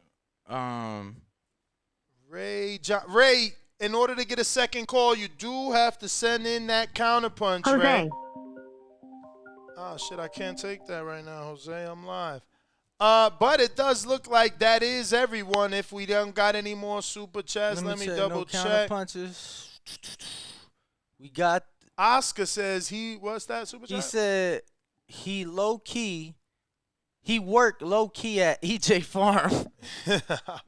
He back with another one. He said both EJ and Terrence Bud need to get on on IG Live together. Yeah, that'll be good. That would be, the right way. He could have jumped on each other's live. We got another one. Anthony Forbes in Florida says, What the fuck this bull talking about? Drinking ? What the fuck? This guy sounds goofy. Hand on his face emoji. And I think that might be we've all seen a video of Earl High. Like, fuck is you talking about? And that's the sad thing, bro. People interpret things the way they want and insinuate. Then it's like, oh, we said he was getting high. No. Nah, you see us getting high. Shout out to Hardin. Word. Shout out to Stage Front. Head on over to Stage Front VIP. But then he like, this is what they do, right? They kick dirt on someone, and he's like, no, he was high. Then when we were like, wait. What video? No, that old video with Burner. Oh, you mean when he was drunk? Oh, well, alcohol's worse. It's like, bro, but how you going to say someone's, doing drugs when they're drinking, which is legal? Which one of the two? You know what I mean? But anyway, NestGTO, Instagram, and Twitter. We're back at 12 o'clock from the Wynn Casino right here in Las Vegas out of the Blue Wire Studio where we're going to be doing our afternoon show. So have lunch with us, or while you're having lunch, tune in to us.